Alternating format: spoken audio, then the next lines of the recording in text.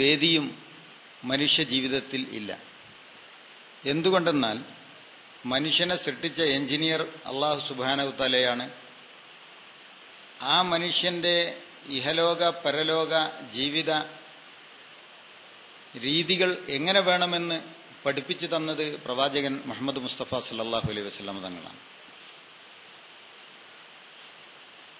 ഇങ്ങനെ സമ്പൂർണവും സമഗ്രവുമാണ് ഇസ്ലാമെങ്കിൽ മനുഷ്യനെ സൃഷ്ടിച്ച അള്ളാഹുവിന്റെ ദീനാണ് ഇസ്ലാമെങ്കിൽ ആ അള്ളാഹു പറഞ്ഞയച്ച ദൂതനാണ് പ്രവാചകൻ സല്ലല്ലാഹു അലൈഹി വസല്ലമ എങ്കിൽ മനുഷ്യന്റെ ആരോഗ്യത്തെ സംബന്ധിച്ച അടിസ്ഥാന കാര്യങ്ങളും ദീനുൽ ഇസ്ലാമിൽ ഉണ്ടാവുകയില്ലേ? രോഗമില്ലാതെ, രോഗഭയമില്ലാതെ മരണം വരെ ജീവിക്കാനുള്ള ഒരു പ്രത്യയശാസ്ത്രം കൂടിയാണ് ഇസ്ലാം എന്നാണ് നാം മനസ്സിലാക്കേണ്ടതും. അപ്പോൾ രോഗമെന്നാൽ എന്താണ്? അത് നിർവചിക്കപ്പെട്ടിട്ടുണ്ട് ഇസ്ലാമിൽ. രോഗം വന്നാൽ എന്ത് ചെയ്യണം? അതും നിർവചിക്കപ്പെട്ടിട്ടുണ്ട്. അതിനുള്ള ചികിത്സ എന്ത്? അതും പറഞ്ഞിട്ടുണ്ട്.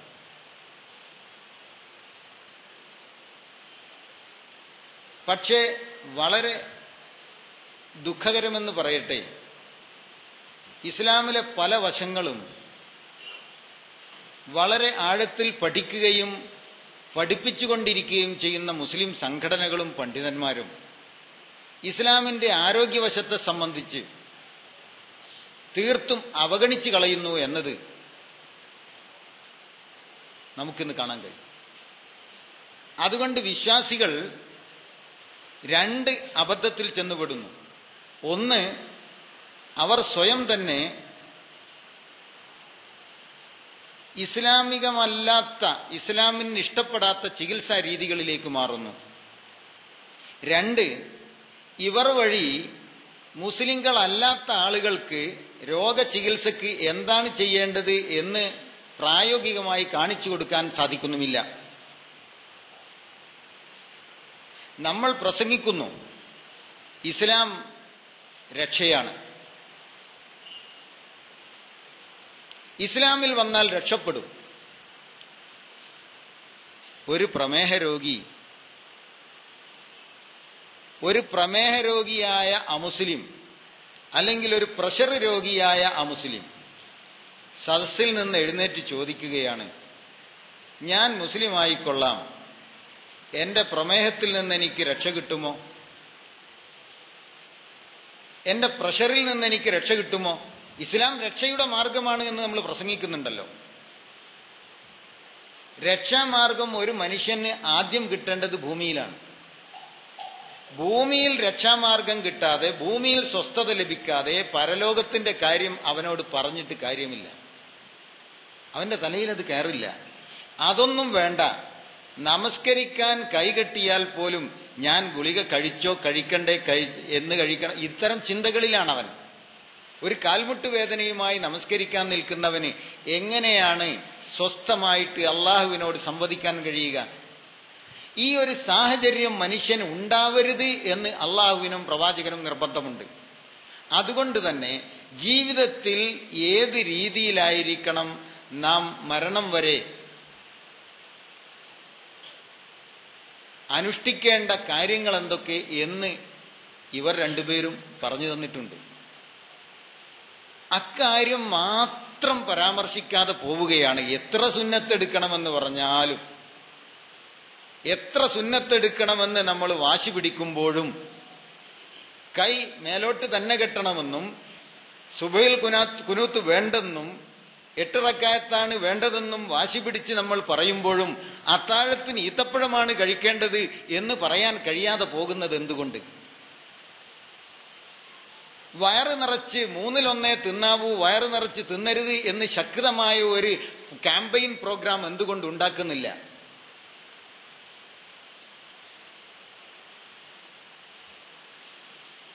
ബൊഫെ പരിപാടികളും വമ്പിച്ച സദ്യാമേളങ്ങളും ഭക്ഷണമേളകളും നടത്തുമ്പോൾ അതിനെ ബഹിഷ്കരിക്കുമെന്ന് പ്രഖ്യാപിക്കാൻ നമ്മുടെ നേതാക്കൾക്കും സംഘടനകൾക്കും എന്തുകൊണ്ട് സാധിക്കുന്നില്ല? എന്തുകൊണ്ട് സാധിക്കുന്നില്ല എന്ന് ചോദിച്ചാൽ, നമ്മൾ ഇപ്പോഴും നമ്മുടെ ശരീരത്തെ പൂജിച്ചുകൊണ്ടിരിക്കുന്നു. അഫറഅയ്ത മൻ ഇത്തഖദ ഇലാഹഹു ഹവ. ശരീരത്തെ പൂജിക്കുന്നതാണ് ഏറ്റവും ശക്തവും കഠിനവുമായ ശിർക്ക്. നമ്മൾ ഒരുപക്ഷെ ബിംബങ്ങളെ ആരാധിക്കുന്നില്ലായിരിക്കാം, കബറുകളിൽ പൂജ നടത്തുന്നില്ലായിരിക്കാം. അതൊന്നും ഇനി ഈ സദസ്സിൽ പ്രസംഗിക്കേണ്ട ആവശ്യവുമില്ല. പക്ഷെ അതിലും കൊടൂരമായ കൊടിയ ശിർക്കാണ് നമ്മൾ ചെയ്യുന്നത്, സ്വന്തം ശരീരത്തെ പൂജിക്കുന്നത്. അതാണല്ലോ നോമ്പ്. സ്വന്തം ശരീരത്തെ 11 മാസവും പൂജിച്ച നിന്നോട് പകൽ സമയത്ത് ആ പൂജ നിർത്തിവെക്കണമെന്നാണ് അള്ളാഹു പറയുന്നത്. നിനക്ക് വിശപ്പുണ്ടെങ്കിലും നീ തിന്നാൻ പാടില്ല, ദാഹമുണ്ടെങ്കിലും കുടിക്കാൻ പാടില്ല, വികാരമുണ്ടെങ്കിലും അത് ശമിപ്പിക്കാൻ പാടില്ല, നോക്കാൻ ആഗ്രഹിക്കുന്നുവെങ്കിലും നോക്കാൻ പാടില്ല, സംസാരിക്കാൻ തോന്നുന്നുവെങ്കിലും സംസാരിക്കാൻ പാടില്ല. സ്വന്തത്തെ പൂജിക്കുന്ന, അവിടെ അള്ളാഹുവിന് മാത്രം ഇബാദത്ത് ചെയ്യുകയാണവൻ. അന്ന് ആ ദിവസങ്ങളിലെ രാത്രി നിഅമ സഹൂറുൽ മുഅ്മിന തംറ്, സത്യവിശ്വാസിയുടെ ശ്രേഷ്ഠമായ അത്താഴം ഈത്തപ്പഴമാകുന്നു എന്ന് പറഞ്ഞ പ്രവാചകന്റെ വചനങ്ങൾ നമ്മുടെ കാതുകളിലേക്ക് എത്തുന്നില്ല.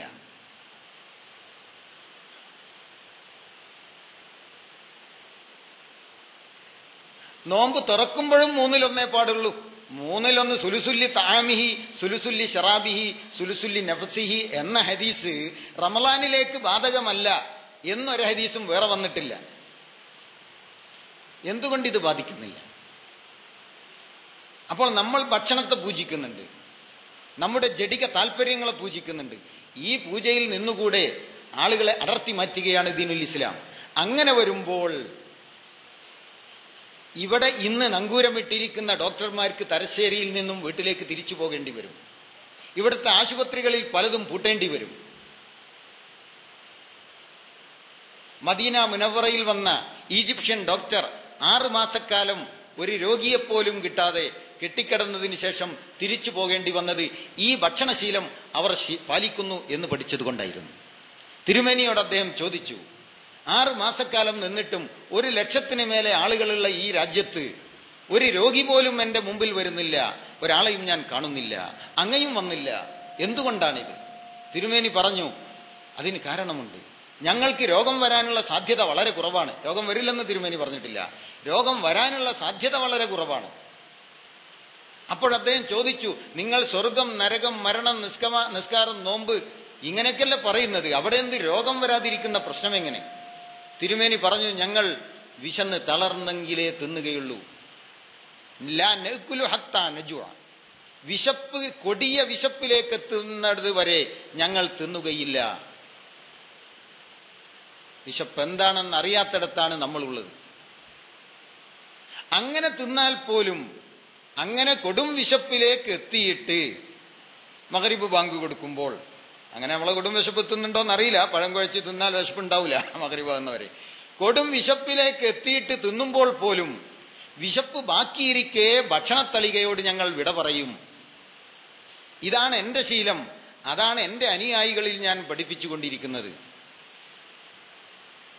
അപ്പോൾ അദ്ദേഹം പറഞ്ഞതെന്താ? അങ്ങനെയാണെങ്കിൽ ഞാൻ നാളെ രാവിലെ ഇവിടുന്ന് സ്ഥലം വിടുകയാണ്. ഇത്തരമൊരു സമൂഹത്തിൽ രോഗസാധ്യത വളരെ വളരെ കുറവായിരിക്കും, ഡോക്ടർമാരുടെ ആവശ്യമുണ്ടാവില്ല. ഇന്ന് രോഗസാധ്യത കൂടുതലും ഡോക്ടർമാരുടെ കൂടുതൽ ആവശ്യകതയും ആശുപത്രികൾ പുതിയതായി തുറക്കേണ്ടി വരുന്നതും മുസ്ലിം സമൂഹത്തിലാണ്, മുസ്ലിങ്ങൾ കൂടുതലുള്ള പ്രദേശങ്ങളിലാണ്. MSSകാരന്റെ കണക്ക് പ്രകാരം 70 മുതൽ 80% മുസ്ലിങ്ങൾ കേരളത്തിൽ ആശുപത്രികളിലാണ്. നാട്ടിൽ ഭൂരിപക്ഷം ഹിന്ദുക്കളാണ്, ആശുപത്രിയിൽ ഭൂരിപക്ഷം മുസ്ലിങ്ങളാണ്. വിശ്വാസം പ്രഖ്യാപിച്ച മനുഷ്യനോട്, ഷഹാദത്ത് കലിമ ചൊല്ലിയ മനുഷ്യനോട് തിരുമേനി സല്ലല്ലാഹു അലൈഹി വസല്ലമ ആദ്യം പറഞ്ഞത് പൊന്നാനിയിൽ പോകണമെന്നല്ല, നമസ്കരിക്കാൻ നടക്കാൻ അല്ല, തല മറക്കാനല്ല. അയാളോട് പറഞ്ഞത് നിന്റെ തീറ്റി 7-1 കുറക്കണമെന്നാണ്. 7-1 കുറക്കണമെന്ന് എന്ന് വെച്ചാൽ മൂക്കറ്റം തിന്ന മനുഷ്യനാണ് തലേ രാത്രി അയാൾ. ഇന്ന് ഷഹാദത്ത് കലിമ ചൊല്ലിയപ്പോൾ രാത്രി അദ്ദേഹം വന്ന് തിരുമേനിയോട് വാങ്ങിക്കുടിച്ചു പാൽ 7 ഗ്ലാസ്. അവിടെ കിടന്നു എഴുന്നേക്കാൻ വയ്യാതെ. രാവിലെ എഴുന്നേറ്റ് മൂത്രമൊഴിച്ചതൊക്കെ ദഹിച്ചു പോയപ്പോൾ അയാൾ വീണ്ടും വന്ന് തിരുമേനിയുടെ മുമ്പിൽ ഷഹാദത്ത് കലിമ ചൊല്ലി. നല്ല സൽക്കാരം കിട്ടിയത് കൊണ്ടാണ് എന്നാ പറഞ്ഞത്, തിരുമേനിയുടെ പെരുമാറ്റം കൊണ്ട്. തിരുമേനി അദ്ദേഹത്തിന് ഭക്ഷണം വിളമ്പി, 1 ഗ്ലാസ് പാൽ. അത് കുടിച്ച് രണ്ടാമത് തലേ ദിവസത്തെ പോലെ ആവശ്യപ്പെട്ടപ്പോൾ തിരുമേനി സമ്മതിച്ചില്ല. ഇന്ന് നിങ്ങൾ എത്ര കുടിക്കണമെന്നും എത്ര തിന്നണമെന്നും അള്ളാഹും അവന്റെ പ്രവാചകനും തീരുമാനിക്കും. ഇന്നലെ 7 ഗ്ലാസ് കുടിച്ചവൻ നിങ്ങൾ കാഫിറാണ്. അന്നേരത്ത് കാഫിർ തന്നിഷ്ടപ്രകാരം തിന്നുകൊണ്ടിരിക്കും. അവൻ ശരീരത്തെയാണ് പൂജിക്കുന്നത്, അവൻ അള്ളാഹുവിനെ പൂജിക്കുന്നില്ല. ഇന്ന് നിങ്ങൾ സത്യവിശ്വാസിയാണ്, ഷഹാദത്ത് കലിമ ചൊല്ലിയ. അപ്പോൾ നിങ്ങൾ എത്ര തിന്നണമെന്ന് ഞാനാണ് തീരുമാനിക്കുക.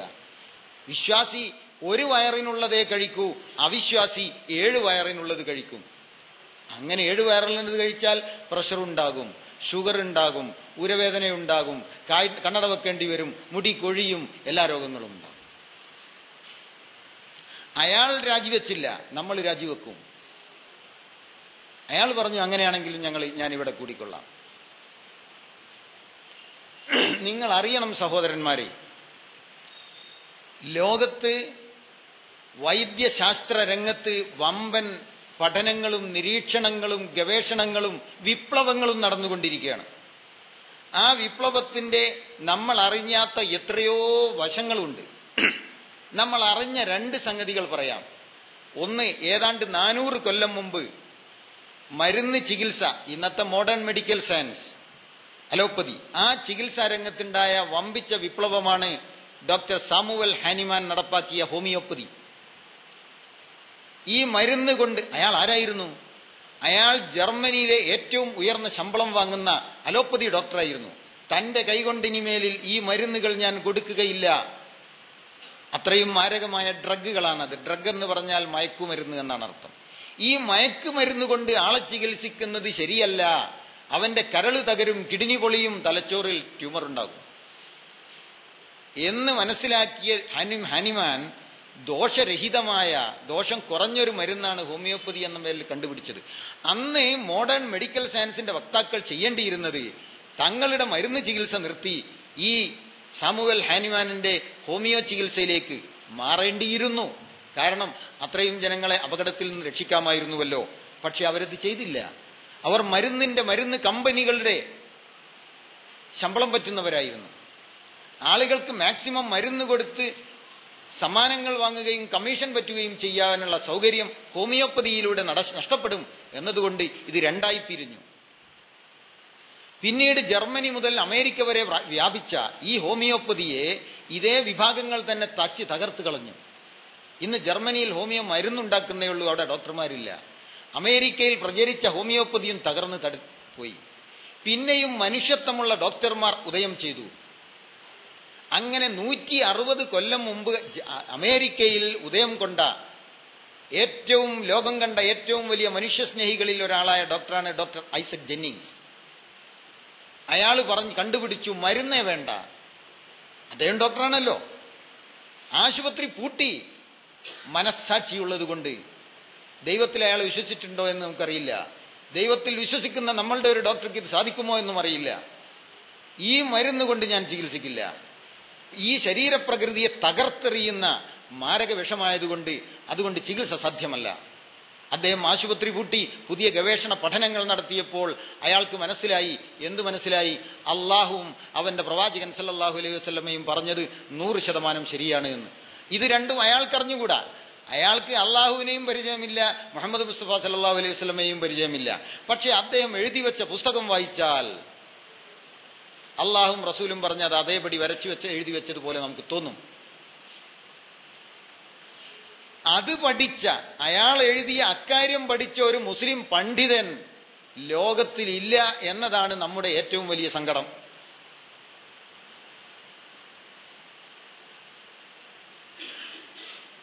അദ്ദേഹം എഴുതി, ഒരു മനുഷ്യൻ ഒരു ദിവസം ഒരു നേരമേ വേവിച്ചത് തിന്നാവൂ, 2 നേരം fruits or salads or juices, എങ്കിൽ അയാൾക്ക് മരണം വരെ രോഗത്തെ ഭയപ്പെടേണ്ടി വരില്ല എന്ന് അദ്ദേഹം എഴുതി വെച്ചു. റസൂൽ സല്ലല്ലാഹു അലൈഹി വസല്ലമ പറഞ്ഞു, ഒരു ദിവസം ഒരു നേരം തിന്നാൽ മതിയെന്ന്. നിങ്ങളത് വയലുകളിൽ കേൾക്കില്ല. കാരണം അത് പറയാൻ ധൈര്യമുള്ള ആളുകൾ ഉണ്ടാവില്ല. കല്ലെറിയാത്തവന് വേണമല്ലോ, പാപം ചെയ്യാത്തവൻ വേണ്ടേ കല്ലെറിയാൻ.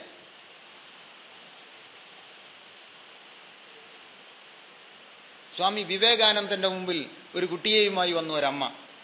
ഈ കുട്ടി വല്ലാതെ പഞ്ചസാര തിന്നുന്നു, ഭഗവാനൊന്ന് ഉപദേശിച്ച് മാറ്റണമെന്ന്. അയാൾ പറഞ്ഞു 2 ആഴ്ച കഴിഞ്ഞ് കൊണ്ടുപോവാ. 2 ആഴ്ച കഴിഞ്ഞ് കുട്ടിയെ കൊണ്ടുവന്നു. കുട്ടിയോട് പറഞ്ഞു, മോനെ ഇനി പഞ്ചസാര തിന്നരുത്. അന്നു മുതൽ കുട്ടിയെ ഒഴിവാക്കുകയും ചെയ്തു. പിന്നീട് ആ അമ്മ സ്വാമിയോട് ചോദിച്ചു, ഇത് 2 ആഴ്ച മുമ്പേ പറഞ്ഞുകൂടായിരുന്നോ സ്വാമി? വീണ്ടും എന്നെ നടത്തേണ്ടിയിരുന്നോ? സ്വാമി പറഞ്ഞു, നിങ്ങൾ വന്ന തീയതി സമയത്ത് ഞാൻ പഞ്ചസാര കണ്ടമാനം തിന്നുകൊണ്ടിരിക്കുന്നയാളാണ്. പഞ്ചസാര തിന്നുന്ന എനിക്ക് ഈ കുട്ടിയോട് തിന്നരുത് എന്ന് പറയാൻ ധാർമ്മികമായ അവകാശമില്ല.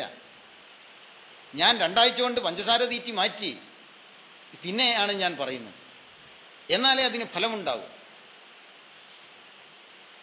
അപ്പോൾ അത്തരം ആളുകൾ, പഞ്ചസാര തിന്നുന്ന നേതൃത്വങ്ങളാണ് നമ്മൾക്കുള്ളത് എന്നതുകൊണ്ട് ഇത് പറയാൻ ആളില്ല.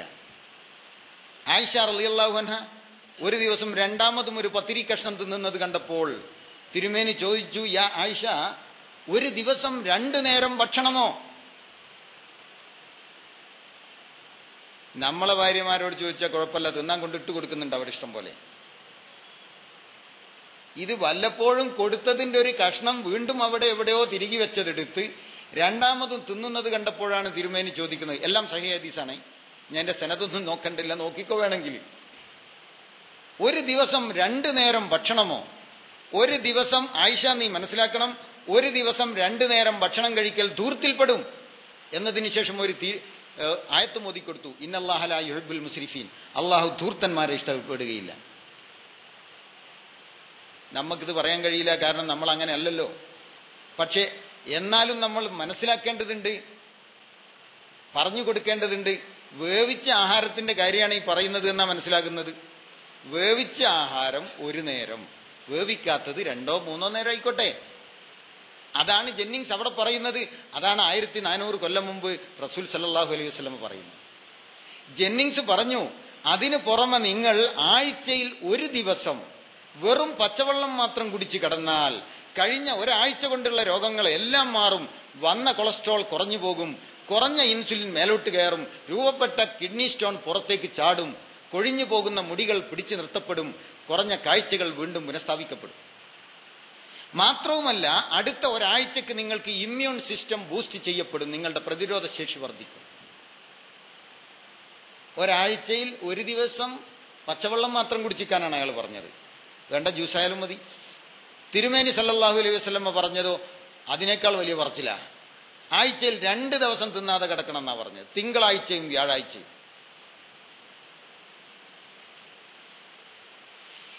അപ്പൊ മുന്തിയ ഡോക്ടർ ആര്? ജെന്നിങ്സ് ആണോ റസൂൽ സല്ലല്ലാഹു അലൈഹി വസല്ലമയാണോ? തിങ്കളാഴ്ചയും വ്യാഴാഴ്ചയും നോമ്പെടുത്ത് കിടക്കുക.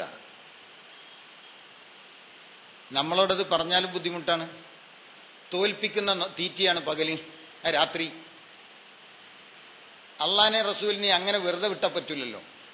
അതിനോടുള്ള ഒരു പ്രതികാരം വീട്ടുന്ന രീതിയിലാണ് മഗ്രിബ് ബാങ്ക് മുതൽ സുബഹ് വരെ തീറ്റി.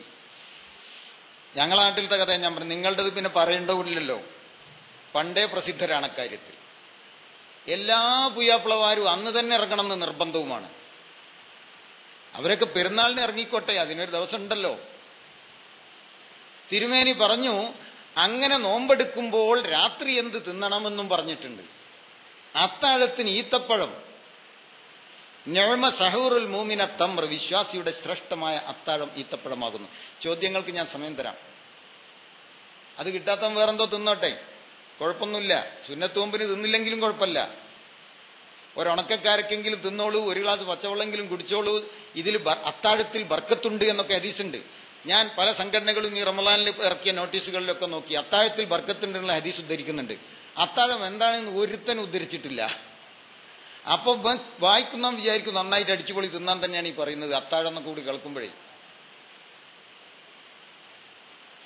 അതെന്തുകൊണ്ട് പറയേണ്ടി വന്നു എന്ന് ചോദിച്ചാൽ, തുറന്ന ഭക്ഷണത്തിൽ തന്നെ അടുത്ത നോമ്പിലേക്ക് ആളുകൾ പ്രവേശിക്കാൻ തുടങ്ങിയപ്പോൾ കൂടുതൽ ഫലം കിട്ടട്ടെ എന്ന് വിചാരിച്ചിട്ട് തിരുമേനി അത്ര തീവ്രത വേണ്ട, ഒരണക്കക്കാർക്കെങ്കിലും തിന്നോളൂ, അതിൽ ബർക്കത്തുണ്ട്.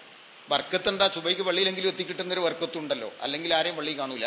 ഈ തിന്നാനുള്ളത് കിട്ടുന്നുള്ളത് കൊണ്ടാവാം സുബൈൻ്റെ മുമ്പ് എണീറ്റ് കിട്ടുന്നത്. അതായിരിക്കും ഒരു ബർക്കത്ത്. നോമ്പ് തുറക്കേണ്ടത് എന്തുകൊണ്ടാ? സമൂസ ലീഫാൻ, പഴംപൊരിയ, പൂവ കാച്ചിയതാ, ചായ കുടിയാണോ? എന്താണ് ഈ ചെയ്യുന്നത്? 12, 14, 15 മണിക്കൂർ കാലിയായി നിൽക്കുന്ന വയറ്റിലേക്ക് പച്ചവെള്ളമല്ലാതെ യാതൊന്നും ചെല്ലാൻ പാടില്ല എന്നാണ് ആരോഗ്യശാസ്ത്രം പറയുന്നത്. ഒരു ചെറുനാരങ്ങ നീര് പോലും ചെല്ലരുത്. അത് ഇതിന്റെ എൻസൈംസിന് പ്രശ്നങ്ങൾ ഉണ്ടാക്കും. പിന്നെ അതിൽ അനുവദിച്ച ഒരേ ഒരു ഫ്രൂട്ട് ശാസ്ത്രജ്ഞന്മാർ ഈത്തപ്പഴമാണ്. ഈത്തപ്പഴത്തിൽ 0% ആണ് അസിഡിറ്റി. അതുകൊണ്ട് അതാണ് തിരുമേനി പറയുന്നത്. തിരുമേനി എല്ലാ ന്യൂട്രീഷൻ കോഴ്സും പാസ്സായ ആളാണ്. ശരീരശാസ്ത്രവും പഠിച്ചിട്ടുണ്ട്, അനാട്ടമി പഠിച്ചിട്ടുണ്ട് തിരുമേനി. നമ്മൾ എൻട്രൻസ് ടെസ്റ്റ് ചെയ്ത് പഠിപ്പിച്ച കോളേജിലല്ലെന്നേ ഉള്ളൂ, അതിനേക്കാൾ നല്ല കോളേജിൽ നിന്നാ. വൻകുടലിന്റെ ഡിസെൻഡിങ് കോളം ഇടതുഭാഗത്താണ് എന്ന് അക്കാലത്തൊരു മനുഷ്യൻ പറയണമെങ്കിൽ അനാട്ടമി പഠിക്കണം. അത് അള്ളാഹു പഠിപ്പിച്ചു കൊടുത്തിട്ടുണ്ട്. അതുകൊണ്ട് ആ ഇടതുഭാഗത്തേക്ക് ഊന്നൽ കൊടുത്ത് കക്കൂസിലിരിക്കണം എന്ന് പറയുന്നത്. അല്ല ശോധന നേരം ഉണ്ടാവില്ല.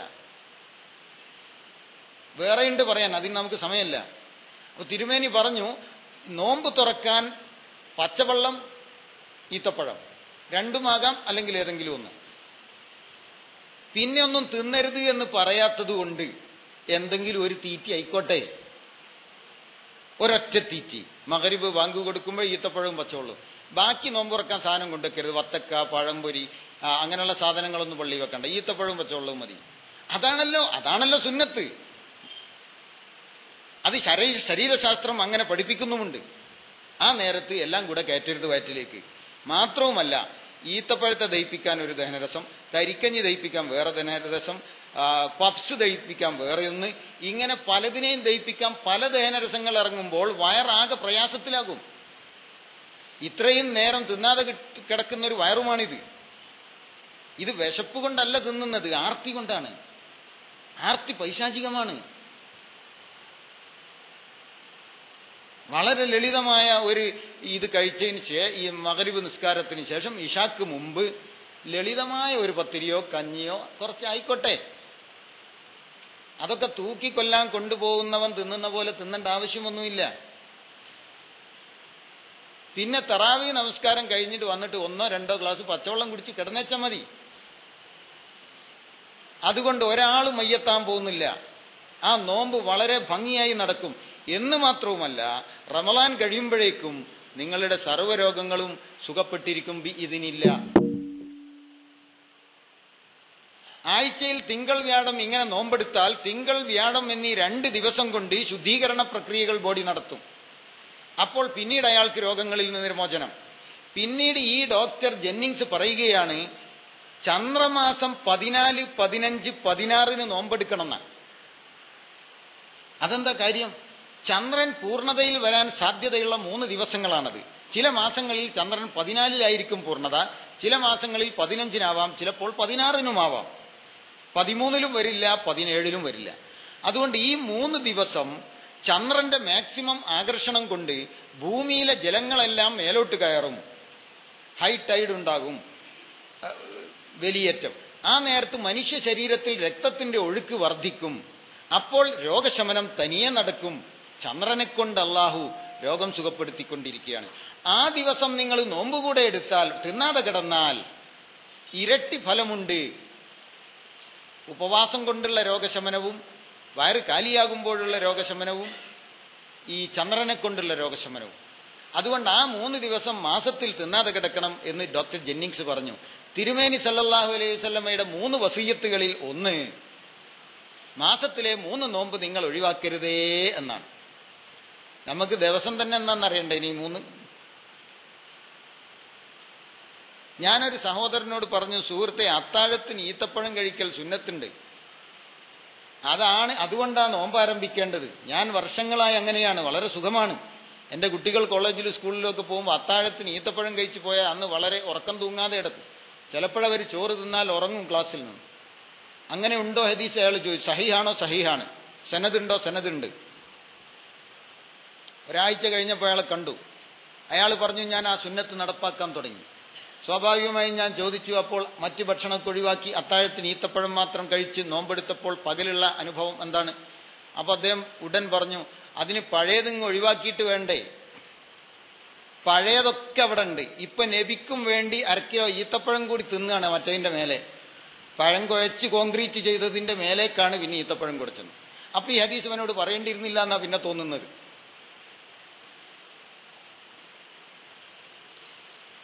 പിന്നീട് ഡോക്ടർ ജെന്നിങ്സ് പറയുന്നത് കൊല്ലത്തിൽ 30 ദിവസം 1 മാസം പച്ചവെള്ളം മാത്രം കുടിച്ച് കിടന്നാൽ കഴിഞ്ഞ 1 കൊല്ലം കൊണ്ടുണ്ടായ സർവ്വ ഒബേസിറ്റികളും വയറ് ചാടലും എല്ലാ അസുഖങ്ങളും മാറിക്കിട്ടും.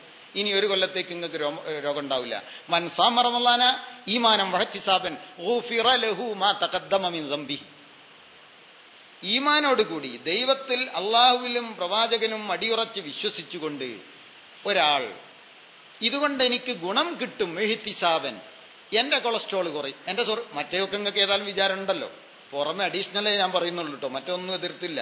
ഇനി ആരോ വന്ന് പറയണ ഇയാൾ ആരോഗ്യം ഉണ്ടാക്കാനാ ആരോഗ്യം ഉണ്ടാക്കാൻ തന്നെ നോമ്പ് വിൽക്കുന്നത്. അതൊരാൾ എന്നോട് ചോദിച്ചു, നോമ്പിന്റെ നിയ്യത്ത് മാറുകയാണല്ലോ, അത് സഹിയാവുമെന്നാ.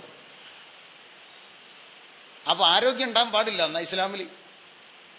ഒരമല് ചെയ്യുമ്പോൾ ഇഹലോകത്തും പരലോകത്തും ഫലം. അതുകൊണ്ടാണല്ലോ ആ പ്രാർത്ഥന അങ്ങനെ പഠിപ്പിച്ചത്. റബ്ബന ആതിന ഫിദ്ദുനിയ എന്നാണ് ആദ്യം പറഞ്ഞത്, വൽ ആഖിറ ഫിദ്ദുനിയ ഹസന. ദുനിയാവിൽ രക്ഷ കിട്ടണം. അതെന്ത്? ഉരവേദന മാറണം, പ്രഷർ ഗുളിക ഒഴിവായി കിട്ടണം, സന്താനോൽപാദന ശേഷി തിരിച്ചു കിട്ടണം, പ്രയാസമില്ലാതെ മരിച്ചു കിട്ടണം, ഫിദ്ദുനിയ. അപ്പൊ ആ പ്രാർത്ഥന ഒഴിവാക്കണ്ടേന്ന് ചോദിച്ചു ഞാൻ അയാളോട്. രോഗം മാറുക എന്നതല്ല മാത്രമല്ല, ഇഹലോകത്തും പരലോകത്തും രക്ഷ കിട്ടുക എന്നതാണ് നോമ്പിന്റെ ഉദ്ദേശം, നിസ്കാരത്തിന്റെ ഉദ്ദേശം അതാ. അപ്പൊ അങ്ങനെ ആഴ്ചയിലും മാസത്തിലും കൊല്ലത്തിലും ഉപവാസം എടുക്കുന്നതോടുകൂടി അയാൾ പൂർണ്ണാരോഗ്യത്തിലേക്ക് കടക്കുകയാണ്. അതാ പറഞ്ഞത്, കഴിഞ്ഞ പാപങ്ങൾ പൊറത്തു കെട്ടും. മൻ സാമ റമളാന, ഈമാനോടും എഹ്തിസാബോധോടും കൂടി പ്രതിഫലം കിട്ടും എന്ന ലക്ഷ്യത്തോടു കൂടി നോമ്പെടുത്താൽ ഗുഫിറ ലഹു മാ തഖദ്ദമ മിൻ ദംബിഹി, ചെയ്തു പോയ പാപങ്ങൾ പൊറുക്കപ്പെടും. നിങ്ങൾ മനസ്സിലാക്കിയ ഒരു അർത്ഥം അവിടെ നോട്ടെ, അതിന് ഞാൻ തൊട്ടിട്ടില്ല. പുതിയൊരർത്ഥം കൂടെ പറയുന്നുള്ളൂ. നാം ചെയ്ത പാപങ്ങളാണ് നമ്മുടെ രോഗങ്ങൾ. ആ രോഗവും പൊറുക്കപ്പെടും, ആ രോഗത്തിൽ നിന്നും മോചനം കിട്ടും. നാം ചെയ്ത തെറ്റാണ് രോഗം എന്നുള്ള ഇക്കാലത്ത് നമ്മൾ വേറെ പറയേണ്ടതില്ലല്ലോ.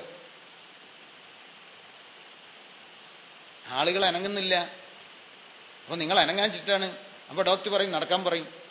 അയാളിപ്പം നടക്കുകയാണ്, 4 മണിക്ക് എണീറ്റിട്ട് പള്ളിയും കടന്ന് അപ്പുറം കിടക്കുക. അപ്പൊ ഒരാളോട് ഞാൻ ചോദിച്ചു, എന്തേ രാവിലെ ബാങ്ക് കൊടുക്കുന്നതിന്റെ സുബഹിന്റെ മുമ്പ് ഒരു നടത്തം? ആ ഡോക്ടർ പറഞ്ഞതാ. അവൻ നിൽക്കട്ടെ 1 മിനിറ്റ്. അല്ല, അള്ളാന്റെ റസൂൽ ഇത് മുമ്പേ പറഞ്ഞല്ലോ സുബഹിക്ക് പള്ളിയിൽ വരെ നടക്കാൻ. അതിനുമുപ്പർക്കായിട്ടില്ല. ഇപ്പൊ ഡോക്ടർ പറഞ്ഞിട്ട് പള്ളിയും കടന്നിട്ട് അപ്പുറത്തേക്കാ പോണത്. അള്ളാഹു റസൂൽ ഇത് കാണുന്നുണ്ടല്ലോ. ഞാൻ പറഞ്ഞതല്ലല്ലോ ഇവന് പ്രശ്നം, ഇവന്റെ ഡോക്ടറല്ലേ. നേരത്തെ സുബഹിക്ക് പള്ളിയിലേക്ക് നടന്നിരുന്നെങ്കിൽ കുല്ലു ഖത്വത്തിൻ ഇല സ്വലാത്തി സദഖ, പള്ളിയിലേക്ക് നടക്കുന്ന ഓരോ കാൽപ്പാടുകളിലും പുണ്യമുണ്ട്, സദഖയുണ്ട്. നിന്റെ രോഗം മാറാനുള്ള മാർഗവും അതിലുണ്ട്. നിനക്ക് പരലോകത്തിൽ സ്വർഗം നേടാനുള്ള മാർഗവുമുണ്ട്. സ്വർഗം കിട്ടണമെങ്കിൽ ആരോഗ്യം വേണം. ആരോഗ്യമില്ലാതെ എങ്ങനെ സ്വർഗം നേടുക? മര്യാദയ്ക്ക് നിസ്കരിക്കാൻ കഴിയില്ല, അത് തന്നെ ഒന്ന്. സക്കാത്ത് കൊടുക്കാൻ കഴിയില്ല, പിന്നെ അധ്വാനിക്കാൻ കഴിയില്ലല്ലോ രോഗിയായ. പിന്നെ ഹജ്ജിന് പോകാൻ കഴിയില്ല, ഒന്നും കഴിയില്ല. അപ്പൊ ആരോഗ്യമാണ് പ്രധാനം. ഒരു സഹാബി വന്ന് ചോദിച്ചു, സമഗ്രമായ ഒരു പ്രാർത്ഥന പഠിപ്പിച്ചു തരൂ പ്രവാചകരെ. തിരുമേനി പറഞ്ഞു, ആഫിയത്തിന് വേണ്ടി പ്രാർത്ഥിക്ക്. അല്ലാഹുമ്മ ഇന്നി അസ്അലുക്കൽ ആഫിയ, ആരോഗ്യത്തിന് വേണ്ടി പ്രാർത്ഥിക്ക്. അതാണ് സമഗ്രം. ആരോഗ്യം ഉണ്ടാകുന്നതിന് അള്ളാഹുവിനെ ഇബാദത്ത് ചെയ്യാൻ. അപ്പൊ നമ്മളാണ് രോഗങ്ങൾ ഉണ്ടാക്കുന്നത്. വേണ്ടാത്തത് തിന്ന് വേണ്ടാത്ത പ്രവർത്തനങ്ങൾ ചെയ്ത് രോഗങ്ങൾ. ഇന്നല്ലാഹ ലാ യളിമു നാസ ശൈഅൻ, അള്ളാഹു ഒരാൾക്കും ഒരു ഉപദ്രവം ഉണ്ടാക്കില്ല. വലാകിന്ന നാസ അൻഫുസഹും യളിമൂൻ, ആളുകൾ സ്വയം ഉണ്ടാക്കിയെടുക്കുകയാണ് രോഗങ്ങളും അപകടങ്ങളും കഷ്ടപ്പാടുകളും ബുദ്ധിമുട്ടുകളും. അള്ളാഹു എനിക്ക് ഈ രോഗം തന്നു, അതിങ്ങനെ ദ്വാരക്കുക. അള്ളാഹു രോഗം ഇങ്ങനെ ഞാൻ നിങ്ങളെ അടിച്ചുകൊണ്ടിരിക്കുക, പിന്നെ എന്നെ അടിക്കരുതെന്ന് ദ്വാരക്കുന്നതിൽ അർത്ഥമൊന്നുമില്ല. അയാൾ അടിച്ചുകൊണ്ടിരിക്കും. ഉപദ്രവം ഉണ്ടാക്കുന്നവനോട് പിന്നെ പ്രാർത്ഥിക്കരുത്. അള്ളാഹു ഒരു ഉപദ്രവം ചെയ്യുന്നില്ല. ഈ മട്ടിൽ നോമ്പെടുത്താൽ, ഈ രീതിയിൽ ഭക്ഷണം ക്രമീകരിച്ചാൽ ഒരു രോഗവും ഉണ്ടാകില്ലെന്ന് പ്രായോഗികമായി കാണിച്ചു കൊടുക്കുകയും അതൊരു വൈദ്യശാസ്ത്ര ശാഖയായി വളർത്തിക്കൊണ്ടുവരികയും അതിന് ആശുപത്രികൾ ലോകമെമ്പാടും സ്ഥാപിച്ചെടുക്കുകയും ചെയ്തതിന്റെ പിതാവാണ് ഡോക്ടർ ഐസക് ജെന്നിങ്സ്. ഇത് മുസ്ലിങ്ങൾ ചെയ്യേണ്ടതായിരുന്നില്ലേ? ഇസ്ലാമിക രാഷ്ട്രങ്ങളിൽ ഉണ്ടാകേണ്ടതായിരുന്നില്ലേ? 20 കൊല്ലക്കാലം ഡോക്ടർ ജെന്നിങ്സ് ആളുകൾക്ക് പച്ചവെള്ളവും ജ്യൂസുകളും മാത്രം കൊടുത്ത് രോഗങ്ങൾ മാറ്റിയിട്ടുണ്ട്. പിന്നീട് അദ്ദേഹം ആ സംഗതി പുറത്തുവിട്ടു. ഇതുവരെ വിടാൻ പറ്റാത്ത സാഹചര്യങ്ങളുണ്ടായിരുന്നു. അത് പ്രചരിച്ചു. അമേരിക്കയിൽ ഇതിന് മെഡിക്കൽ കോളേജുകൾ പോലും വന്നു. ലോകമെമ്പാടും ജർമ്മനിയിലും യൂറോപ്യൻ രാജ്യങ്ങളിലും മുഴുവനും പ്രകൃതി ചികിത്സ എന്നാണ് അതിന്റെ പേര്. നാച്ചുറൽ ഹൈജീൻ സിസ്റ്റം എന്നും പറയും. മരുന്നില്ലാതെ തന്നെ രോഗങ്ങൾ സുഖപ്പെടുത്തുന്ന ലൈഫ് സ്റ്റൈൽ. ആ ലൈഫ് സ്റ്റൈൽ ദീനുൽ ഇസ്ലാമിന്റെ ലൈഫ് സ്റ്റൈലാണ്. അത് ഇന്ത്യയിൽ പ്രചരിച്ചു ഗാന്ധിജി വഴി. ഇന്ത്യയിൽ ഇന്ന് 15 മെഡിക്കൽ കോളേജുകൾ BNYS എന്ന് പറഞ്ഞ് MBBS പോലെ +2 സയൻസ് ഗ്രൂപ്പ് എടുത്ത കുട്ടികൾക്ക് ഇതിന്റെ ഡിഗ്രി കോഴ്സുകൾ കൊടുത്ത് ധാരാളം ഡോക്ടർമാരെ പുറത്തേക്ക് വിടുകയാണ്. സ്വകാര്യ ആശുപത്രികളുണ്ട്, ഗവൺമെന്റ് ആശുപത്രികളുണ്ട്. അലോപ്പതിയും ഹോമിയോപ്പതിയും ആയുർവേദവും യുനാനിയും എല്ലാം പരാജയപ്പെടുന്ന രോഗങ്ങൾ സുഖപ്പെടുത്തി കൊടുക്കാൻ ഈ ശാസ്ത്രത്തിന് കഴിയുന്നുണ്ട്, മരുന്നുകളൊന്നും ഇല്ലാതെ. മനസ്സിലാക്കണം. പച്ചവെള്ളം കൊണ്ടുള്ള ചില ഏർപ്പാടുകളുണ്ട് ഇതിൽ, ചികിത്സകൾ. അത് തനി ഉളുവാണ്. കുളിക്കുന്നതിന്റെ മുമ്പ് കയ്യും കാലും മുഖവും കഴുകിയെങ്കിലേ രക്തം ശുദ്ധിയാകൂ എന്ന് ഇതിന്റെ പുസ്തകങ്ങളിലുണ്ട്. തിരുമേനി സല്ലല്ലാഹു അലൈഹി വസല്ലമ പഠിപ്പിച്ചത് വുളുവിന്റെ മുമ്പ്, കുളിയുടെ മുമ്പ് വുളു എടുക്കണമെന്ന. നിർബന്ധ കുളിയുടെ മുമ്പ് നിർബന്ധ വുളുവുണ്ട്. നിർബന്ധ കുളിയിൽ രക്തം മലിനമാകും. സോപ്പിട്ട് തേച്ചാൽ പുറമേയുള്ള ചളിയെ പോകൂ. കുളിക്കുന്നതിന്റെ മുമ്പ് വുളു എടുത്തെങ്കിലേ രക്തത്തിന്റെ ഒഴുക്ക് വർദ്ധിക്കൂ. അപ്പോഴേ രക്തം ശുദ്ധീകരിക്കപ്പെടൂ. മാസമുറക്ക് ശേഷം, ശാരീരിക ബന്ധത്തിന് ശേഷം, പ്രസവരക്തത്തിന് ശേഷം ശുദ്ധിയാകുന്ന കുളിയുടെ മുമ്പ് നിർബന്ധമായും വുളു എടുത്തിരിക്കണം, ആന്തരിക ശുദ്ധിക്ക് വേണ്ടി.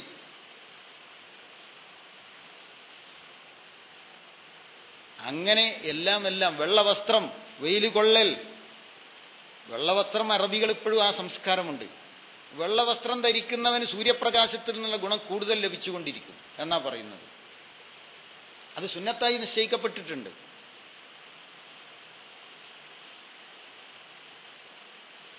മണ്ണ് കൊണ്ടുള്ള ചികിത്സകൾ. ഈസാ അലൈഹിസ്സലാം അന്ധന്മാർക്ക് കാഴ്ച കൊടുത്തത് കളിമണ്ണും ഉമിനീരും ചേർത്ത് കുഴച്ചു വെച്ചു കൊടുത്തതാണ് കണ്ണിൽ. തിരുമേനി സല്ലല്ലാഹു അലൈഹി വസല്ലമ അതിനെ അടിവരയിട്ട് പറഞ്ഞിട്ടുണ്ട്. ബി തുർബത്തി ബലദിന വരീഖത്തി ബഅദിന അല്ലാഹു യശ്ഫി ബിഹാ സഖീമന. നമ്മുടെ നാട്ടിലെ മണ്ണും ചില ആളുകളുടെ ഉമിനീരും ചേർന്നാൽ അള്ളാഹു രോഗം സുഖപ്പെടുത്തി തരും. ഉമിനീര് നല്ല മരുന്ന. സൗർ പർവ്വത ഗുഹയിൽ ഒളിച്ചിരുന്നപ്പോൾ പാമ്പ് കടിച്ച സന്ദർഭത്തിൽ തിരുമേനി ഉമിനീര് തെച്ചിട്ടുണ്ട്. മറ്റ് പലർക്കും ഉമിനീര് മരുന്നായി കൊടുത്തിട്ടുണ്ട്. നമ്മളും തേക്കുന്നുണ്ട് തീപ്പുള്ളിയെടുത്തൊക്കെ. പക്ഷെ അത് രോഗാണു എന്ന് പറഞ്ഞ ആളുകൾ തള്ളിക്കളയുകയാണ് ഇക്കാലത്ത്. അങ്ങനെ ഇസ്ലാം ഒരുപാട് സംഗതികൾ ഈ വിഷയത്തിൽ പറഞ്ഞിട്ടുണ്ട്. വളരെ ആഴത്തിൽ ആ വിഷയം പഠനം ആരും നടത്തുന്നില്ല. എന്റെ ചെറിയ അറിവ് വെച്ച് ഞാൻ ഈ വിഷയങ്ങൾ കുറച്ചൊക്കെ അറിയാവുന്നത് കൊണ്ട് ഇവരുടെ പുസ്തകവും ദീനുൽ ഇസ്ലാമിന്റെ ഗ്രന്ഥങ്ങളും ഒക്കെ വെച്ച് നോക്കുമ്പോൾ അത് 100% ശരിയാണെന്ന് മനസ്സിലാകുന്നുണ്ട്. അതടിസ്ഥാനത്തിൽ ഞാൻ ചില പുസ്തകങ്ങൾ എഴുതിയിട്ടുണ്ട്. അറബിയിലും ഇംഗ്ലീഷിലും അതൊക്കെ ട്രാൻസ്ലേറ്റ് ചെയ്തിട്ടുണ്ട്. അപ്പൊ യഥാർത്ഥത്തിൽ അള്ളാഹും റസൂലും പറഞ്ഞ ഒരു ജീവിത രീതി ഒരാൾ പുലർത്താമെങ്കിൽ അയാൾക്ക് രോഗങ്ങളെ ഭയപ്പെടേണ്ടി വരില്ല. 1. 2, എന്നാലും ചില രോഗങ്ങൾ മനുഷ്യനുണ്ടാകും. രോഗത്തെ സംബന്ധിച്ച നിർവചനം എന്ത്? രോഗം എന്ന് പറഞ്ഞാൽ ശരീരത്തിലെ അഴുക്കുകൾ പുറന്തള്ളുന്ന ശരീരത്തിന്റെ ഒരു പ്രക്രിയയാകുന്നു. പിന്നെ ചിലത് സിഗ്നലുകളുമാണ്. ഒരാൾ ഛർദിക്കുന്നു എന്ന് പറഞ്ഞാൽ അതിന്റെ അർത്ഥം അയാളുടെ വയറ്റിലുള്ള വിഷാംശങ്ങളെ ശരീരം പുറന്തള്ളുകയാണ്, അയാൾ മരിച്ചു പോകാതിരിക്കാൻ വേണ്ടി. വിഷം കുടിച്ചാലൊക്കെ കണ്ടില്ലേ? വയറിളകുന്നു എന്ന് പറഞ്ഞാൽ കുടൽ കഴുകി വൃത്തിയാക്കപ്പെടുകയാണ്. വേദനകൾ എന്ന് പറഞ്ഞാൽ അവിടെ നിന്ന് ശരീരത്തിൽ ആ ഭാഗത്തുള്ള ഒരു പ്രയാസം മാറ്റിത്തരികയാണ്. പ്രസവവേദന നമുക്ക് ഏതായാലും അറിയാമല്ലോ. പ്രസവവേദനക്ക് നമ്മൾ പെനഡോൾ കഴിക്കുന്നില്ലല്ലോ. ആ വേദന നല്ലതിനാണ്. എല്ലാ വേദനകളും നല്ലതിനാണ്. പനി അങ്ങേയറ്റത്തെ ശുദ്ധീകരണ പ്രവർത്തനമാണ്. പേരിട്ട കഥയൊന്നും പറയരുത്. പന്നിപ്പനി, കൊതുക് പനി, ആനപ്പനി, ചേനപ്പനി അതൊക്കെ ഇവന്മാരിട്ട് മരുന്ന് കച്ചവടത്തിന് വേണ്ടി ചെയ്യുന്ന ഏർപ്പാടാണെന്ന് പലവട്ടം പത്രങ്ങളിൽ വന്നതാ. അതിന് പുറമെ ഗിനിപ്പന്നികളുമാണല്ലോ നമ്മൾ. അതിപ്പോ പറയാൻ സൗകര്യമുണ്ട്. അമേരിക്കയിൽ മരുന്ന് പരീക്ഷണം പാടില്ല, യൂറോപ്യൻ രാജ്യങ്ങളിൽ മരുന്ന് പരീക്ഷണം പാടില്ല. അറേബ്യയിലാവാം, ആഫ്രിക്കയിലാവാം, ഇന്ത്യയിലുമാകാം. കാരണം ഇവിടെ പന്നികളാണ്, പരീക്ഷണ മൃഗങ്ങളാണ്. ഇവന്റെ പരീക്ഷണ മൃഗത്തിന് പനി വരുമ്പോൾ അവിടെ ചെന്ന് മരുന്ന് വാങ്ങേണ്ട ആവശ്യമില്ല. അയാളെ കുറ്റം പറയണ്ട, അയാളും അറിയില്ല. ട്രയൽ മരുന്നുകളാണ്. അപ്പോൾ ഇങ്ങനത്തെ പരീക്ഷണങ്ങൾക്ക് നാം വിധേയരായിക്കൊണ്ടിരിക്കുകയാണ്. പനി ഒന്നേ ഉള്ളൂ, അത് ശരീരം ഏത് പ്രകാരം അഗ്നിശുദ്ധി വരുത്തുക നിങ്ങൾ കേട്ടിട്ടുണ്ടാവും. അഗ്നിശുദ്ധി വരുത്തുകയാണ് ശരീരത്തെ. പച്ചിരുമ്പ് സ്റ്റീലാവുന്നത് ചുട്ടുപഴുപ്പിച്ചിട്ടാണ്. സ്വർണം തങ്കമാകുന്നത് ചുട്ടുപഴുപ്പിക്കുമ്പോഴാണ്. വിളഞ്ഞിക്കറ കത്തിയിൽ നിന്നും പോകുന്നത് ചൂടാക്കുമ്പോഴാണ്. ശരീരത്തിലുള്ള അഴുക്കുകൾ, രക്തത്തിലെ അഴുക്കുകളും മാലിന്യങ്ങളും അള്ളാഹു തന്നെ ടെമ്പറേച്ചർ കൂട്ടി ചുട്ട് പഴുപ്പിച്ച് സുഖപ്പെടുത്തി തരികയാണ്. അതിനെന്ത് ചെയ്യണമെന്ന് A to Z തിരുമേനി സല്ലല്ലാഹു അലൈഹി വസല്ലം പഠിപ്പിച്ചിട്ടുണ്ട്. അൽ ഹുമ്മ കീറും മിൻ കീരിന്നാർ ഫബ്രിദുഹു ബിൽ മാ. അത് ഊഷ്മാവിന്റെ ഭാഗമാണ്. പച്ചവെള്ളം കൊണ്ട് തണുപ്പിക്കുകയാണ് വേണ്ടത്. പച്ചവെള്ളം തുടരുന്നെന്നാണ് ഈ നമ്മുടെ ബഹുമാനപ്പെട്ട ഡോക്ടർമാർ കാലങ്ങളോളം പറഞ്ഞുകൊണ്ടിരുന്നത്. ഇപ്പൊ ഐസ് കട്ട വെക്കുന്നത് പറയണ്ട, ഐസ് കട്ട ശരിയുമല്ല. ഇരുമ്പിൽ നിന്ന് തുരുമ്പ് നീക്കം ചെയ്യപ്പെടും വിധം പാപങ്ങളിൽ നിന്ന് നിങ്ങൾ ശുദ്ധീകരിക്കപ്പെടുന്നു. പാപം എന്ന് പറഞ്ഞാൽ മനസ്സിലാക്കി അർത്ഥം അവിടെ ഇരിക്കട്ടെ, പോരാത്തതിന് ശരീരത്തിലെ രോഗങ്ങളിൽ നിന്നും.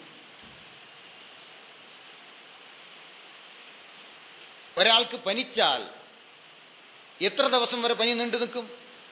ഒരു ഡോക്ടർക്കും ഇന്ന് ഈ തീയതി വരെ ലോകത്തിൽ ഒരു ശാസ്ത്രജ്ഞനും ഡോക്ടർക്കും പറയാൻ കഴിഞ്ഞിട്ടില്ല ഒരാളുടെ പനി എത്ര ദിവസം നീണ്ടു നിൽക്കുന്നു. എന്നാൽ പറയാൻ അറിഞ്ഞ ഒരാളുണ്ട്, പറഞ്ഞ ആളുമുണ്ട്, മുഹമ്മദ് മുസ്തഫ സല്ലല്ലാഹു അലൈഹി വസല്ലമ. കാരണം തിരുമേനിയോളം വലിയൊരു ഡോക്ടർ വേറെയില്ല എന്ന് വിശ്വസിക്കുന്നവനാ ഞാൻ. ആ തിരുമേനി പറഞ്ഞു, 9 ദിവസത്തിനപ്പുറം ലാ യജൂസു ബിഇദ്നില്ല ബിത്സ്അ. ഒരു പനിയും 9 ദിവസത്തിനപ്പുറം മേലെ കയറില്ല. 3 ദിവസം പച്ചവെള്ളം തലയിലൊഴിക്കുക പനിച്ചവനോട് പറഞ്ഞതാ. മാറിയില്ലെങ്കിൽ 5, ഇല്ലെങ്കിൽ 7, ഇല്ലെങ്കിൽ 9. പിന്നെ പറഞ്ഞു 9-നപ്പുറം പോവില്ല. അതിന് സമയം പറയുന്നുണ്ട്. ആ വെള്ളം ഒഴിക്കുമ്പോൾ അയാളോടൊരു പ്രാർത്ഥന പഠിപ്പിച്ചിട്ടുണ്ട് തിരുമേനി. അല്ലാഹുമ്മ ശ്ഫി അബ്ദക് വസദ്ദിഖ് റസൂലക്. അല്ലാഹുവേ, നിന്റെ റസൂല് പറഞ്ഞതാണ് ശരിയെന്ന് മനസ്സിലാക്കി ഈ തലയിൽ വെള്ളമൊഴിച്ച് പനി മാറ്റുന്ന അടിമക്ക് നീ ശിഫ നൽകണമേ എന്ന് പ്രാർത്ഥിക്കണമെന്ന. അത് പറഞ്ഞപ്പോൾ ഒരുത്തൻ ചോദിച്ചു, ഒരു പാരസെറ്റമോളും കൂടി കഴിച്ചുകൊണ്ട് ഈ ദുആ ചൊല്ലിയാൽ മതിയോ എന്ന. പിന്നെയും വിശ്വാസം പോകുന്നത് പാരസെറ്റമോളിലേക്കാണ്. മരുന്ന് കഴിക്കുന്നതിന് ഇസ്ലാമിൽ എതിർപ്പില്ല. പക്ഷെ കഴിക്കുന്ന മരുന്ന് ശരീരത്തിന് ദോഷം ചെയ്യരുത് എന്ന് അള്ളാഹുവിനും റസൂലിനും നിർബന്ധമുണ്ട്. ഒരുത്തൻ വന്ന് ചോദിച്ചു, കള്ള് കുടിച്ച് വയറുവേദന മാറ്റിക്കോട്ടെ. പറ്റില്ല. വീണ്ടും വന്നു അയാൾ, പറ്റില്ല. പലർക്കും കള്ള് കുടിച്ചത് മാറിയിട്ടുണ്ട് പ്രവാചകരെ. പാടില്ല. അള്ളാഹു ഹറാമാക്കിയതിൽ ശിഫ ഉണ്ടാവുകയില്ല. രോഗം മാറില്ല എന്നല്ല പറഞ്ഞു. രോഗം മാറും. തലവേദന നെഞ്ചുവേദനയായി മാറും, പിന്നെ കുടല് ക്യാൻസറായി മാറും, പിന്നെ കിഡ്നി ഡാമേജായി മാറും. അങ്ങനെ മാറും. അങ്ങനെ മാറിയിട്ട് കാര്യമില്ലല്ലോ. അതിൽ ശിഫയുണ്ടാവില്ല. മൂത്രം കുടിച്ച് രോഗം മാറുമെന്ന് ഏത് പ്രധാനമന്ത്രി പറഞ്ഞാലും മുസ്ലിമിനത് പാടില്ല. ആയുർവേദ മരുന്നുകളിൽ മൂത്രമുണ്ട് എന്ന് അതിന്റെ അടിസ്ഥാന പ്രമാണക്കാരനായ നമ്മുടെ വാര്യര് തന്നെ പറഞ്ഞിരിക്കുക. അതായിരിക്കും ഇവരുടെ അരിഷ്ടത്തിനൊക്കെ ഈ പുളി. മൂത്രം കൊണ്ട് ഇവർ ഒഴിയുന്നുണ്ട്. ഇസ്ലാമിൽ അത് പറ്റില്ല. ഒരു മാലിന്യമാണത്. അപ്പോൾ ശരീരത്തിന് ദോഷം ചെയ്യുന്ന വസ്തുക്കൾ കൊണ്ട് ചികിത്സ പാടില്ല. ഇംഗ്ലീഷ് മരുന്നുകളെല്ലാം ശരീരത്തിന് ദോഷം ചെയ്യുമെന്ന് അവരുടെ പുസ്തകങ്ങളിൽ അവർ തന്നെ പറയുന്നു. അപ്പൊ പിന്നെ എപ്പോൾ പറ്റും? ഗതികെട്ടാൽ പുലി പുല്ലും തിന്നു. അത് ഇസ്ലാം അനുവദിക്കുന്നുണ്ട്. ഫമനിൽ തുറ ഗൈറ ബാഗിൻ വല ആദിൻ ഫലാ ഇസ്മ അലൈഹി. പക്ഷെ തൗബ ചെയ്യണം. തൗബ ചെയ്തുകൊണ്ടേ പറ്റൂ. ശരീരത്തിന് ദോഷമാണ്. Painkillers are life killers. എന്താണ് ഇത്രയധികം ഡയാലിസിസ്? ഞാനത് പത്രത്തിൽ കഴിഞ്ഞ ആഴ്ച കുറിപ്പെഴുതിയല്ലോ, നിങ്ങൾ വായിച്ചു കാണും. എത്ര ഡയാലിസിസ് സെന്ററുകൾ, എന്തെല്ലാം സേവനങ്ങൾ. എന്തുകൊണ്ട് ഡയാലിസിസിലേക്ക് നമ്മൾ എത്തുന്നു എന്ന് ഒരക്ഷരം ആരും പഠിപ്പിക്കുന്നില്ല. കിഡ്നി ദിനം കൊണ്ടാടുകയാണ്. പനി എന്തുകൊണ്ടുണ്ടാകുന്നു എന്ന് പഠിപ്പിക്കുന്നുണ്ട്. കൊതുക് വരുന്നു, കൊതുകിനെ കൊല്ലണം, മഴ കൊള്ളരുത്, കിണറിൽ ബ്ലീച്ചിങ് പൗഡർ ഇടണം, രോഗം വരാതിരിക്കാനുള്ള വഴി അവർ പറയുന്നുണ്ട്. കിഡ്നി ഫെയിലിയറിന് മാത്രം പറയുന്നില്ല, പറഞ്ഞാൽ പൊളിയും. വേദനാസംഹാരികൾ ഇംഗ്ലീഷ് മരുന്നുകളിലൊക്കെ ഇതുണ്ട്. വിശേഷിച്ചും വേദനാസംഹാരികളാണ് കിഡ്നി ഫെയിലിയർ ഉണ്ടാക്കുന്നത്. അത് പറഞ്ഞു കൊടുക്കണ്ടേ? പറഞ്ഞു കൊടുക്കാൻ ആളില്ല, അവർക്കെതിരിൽ പറയാൻ ആളില്ല, അവരെ ചുവന്ന പരവതാനി വിരിച്ച് സ്വീകരിക്കാനാണ് ആളുകൾ. തിരിച്ചൊന്ന് ചോദിക്കാൻ പോലും പാടില്ല ഒരു ഡോക്ടറോട്. അങ്ങനെ ഉണ്ടാകുമോ? ഇസ്ലാം എല്ലാ അടിമത്തത്തിനും എതിരാണ്. ജനങ്ങളുടെ അടിമത്തത്തിൽ നിന്ന് അള്ളാഹുവിന്റെ സ്വാതന്ത്ര്യത്തിലേക്കാണ് ഇസ്ലാം ആളുകളെ വിളിക്കുന്നത്. ഖലീഫ ഉമർ പറഞ്ഞില്ലേ, ഖിലാഫത്ത് ഏറ്റെടുത്തുടൻ അദ്ദേഹം മിമ്പറിൽ കയറി പ്രസംഗിച്ചു, ഞാനാണ് നിങ്ങളുടെ ഖലീഫ ഇന്ന് മുതൽ, എന്നെ അനുസരിക്കൽ നിങ്ങൾക്ക് ബാധ്യത നിർബന്ധമാണ്. പക്ഷേ ഏത് കാലം വരെ? ഞാൻ കിതാബിനും സുന്നത്തിനും അനുസരിച്ച് വിധിക്കുന്നത് വരെ. അള്ളാഹുവിന്റെ താല്പര്യത്തിനെതിരിൽ എന്നെ നിങ്ങൾ അനുസരിച്ച് പോകരുത്. അപ്പൊ നമ്മളുടെ അടിമത്തം അള്ളാഹുവിന്റെയും പ്രവാചകന്റെയും താല്പര്യത്തിന് എതിരാവാൻ പാടില്ല. ഇതെന്ത് മരുന്നാണ് ഡോക്ടറെ? ഇതിൽ ഹറാമുണ്ടോ, തയ്യിബാണോ, നജസുണ്ടോ, ശരീരത്തിന് ദോഷം ചെയ്യുന്നതുണ്ടോ എന്ന് ചോദിക്കേണ്ട ബാധ്യത നമ്മൾക്കുണ്ട്. ഹോട്ടലിൽ കയറി ഇറച്ചി അറുത്തതോ ചത്തതോ ചോദിക്കുന്നവന് ഇതെന്താ ചോദിച്ചുവിടാത്തത്? ആരെയാ നമ്മൾ പേടിക്കേണ്ടത്? ഇങ്ങനെ പേടിച്ച് ഇങ്ങനെ ആളുകളെ ഇപ്പോൾ ഇവർ എന്തൊക്കെയാ കൊടുക്കുന്നത്, എന്തെല്ലാം പരീക്ഷണങ്ങളാണ് നടത്തുന്നത് എന്ന് ഒരർത്ഥവുമില്ല. കേരളത്തിലെ അറിയപ്പെട്ടൊരു മുസ്ലിം മതപണ്ഡിതൻ, ഇന്നലെ ഞാൻ അയാളെ സന്ദർശിച്ചപ്പോൾ, അയാൾ അല്പം സുഖമില്ലാതെ വീട്ടിൽ കിടക്കുമ്പോൾ, കോഴിക്കോട്ടെ പ്രശസ്തമായ ഒരു ആശുപത്രിയിൽ വെച്ച് എനിക്ക് ബയോപ്സി ചെയ്യരുത് എന്ന് എഴുതി ഒപ്പിട്ട് കൊടുത്തിട്ട് പോലും ചെയ്തു കളഞ്ഞ കഥയാൾ പറഞ്ഞു. എങ്ങനെയുണ്ട് പോക്ക്? ഇതിനൊക്കെ നമ്മൾ വളം വെച്ച് കൊടുക്കേണ്ടതുണ്ടോ? അല്പസ്വല്പം ഈ വായ ഒന്ന് നിയന്ത്രിച്ചാൽ പോരെ എന്നാണ് ചോദ്യം. അപ്പോൾ രോഗങ്ങൾ എന്ന് പറയുന്നത് എല്ലാം ശരീരത്തിന്റെ ശുദ്ധീകരണ പ്രവർത്തനങ്ങളാ. പനി സമ്പൂർണ്ണ ശുദ്ധീകരണമാണ്, വേദനകൾ അനുഗ്രഹമാണ്. ഒരു വിശ്വാസി വേദന കൊണ്ട് പുളയുമ്പോൾ ഒരു വൃക്ഷം ഇലപൊഴിക്കും വണ്ണം അയാളുടെ പാപങ്ങൾ കൊഴിഞ്ഞു വീണുകൊണ്ടിരിക്കുകയാണ്. നേരത്തെ പറഞ്ഞ മനസ്സിലാക്കിയ അർത്ഥം അവിടെ കേട്ടെ, പുതിയ അർത്ഥം കേട്ടോളൂ. അയാളുടെ രോഗങ്ങൾ സുഖപ്പെട്ടുകൊണ്ടും ഇരിക്കുകയാണ്. പെണ്ണ് ഗർഭവേദന പ്രസവവേദന കൊണ്ട് പുളയുമ്പോൾ അവളുടെ ശരീരത്തിൽ നിന്നും ഇപ്പോൾ നിൽക്കാൻ പാടില്ലാത്ത ഒരു അപകട വസ്തു പുറത്തേക്ക് ചാടി അവൾ രക്ഷപ്പെടുകയാണ്. അത് നമുക്ക് മനസ്സിലാകുന്നുണ്ടല്ലോ. അതുപോലെ തന്നെയാണ് ഇതും. കയറിക്കിടക്കുന്ന മുള്ള് വലിച്ചൂരുമ്പോഴുള്ള വേദന സഹിച്ചേ പറ്റൂ. അപ്പോൾ ഇത് കേട്ടപ്പോൾ അബൂബക്കർ സിദ്ദീഖ് റളിയല്ലാഹു അൻഹു പറഞ്ഞു, അങ്ങനെയാണെങ്കിൽ പ്രവാചകരെ, ഇനി രോഗം വന്നോട്ടെ, ഞാൻ ഒരു ചികിത്സയും എടുക്കുന്നില്ല. പാപങ്ങൾ പൊറുക്കുകയല്ലേ. വിശ്വാസികൾ അനുഭവിക്കുന്ന പ്രയാസങ്ങൾ അവർക്ക് സ്വർഗത്തിൽ എളുപ്പത്തിൽ എത്തിപ്പെടാനും ഉന്നത സ്ഥാനം കരസ്ഥമാക്കാനും സൗകര്യമൊരുക്കുമെന്നാണ് പ്രവാചകൻ പഠിപ്പിച്ചത്. അങ്ങനെ അവർ സ്വർഗത്തിൽ ഫസ്റ്റ് ക്ലാസ്സിൽ വിരാജിക്കുമ്പോൾ രോഗങ്ങളൊന്നും ഇല്ലാതെ മരിച്ചുപോയവരും ഉണ്ടാവും നാട്ടിൽ.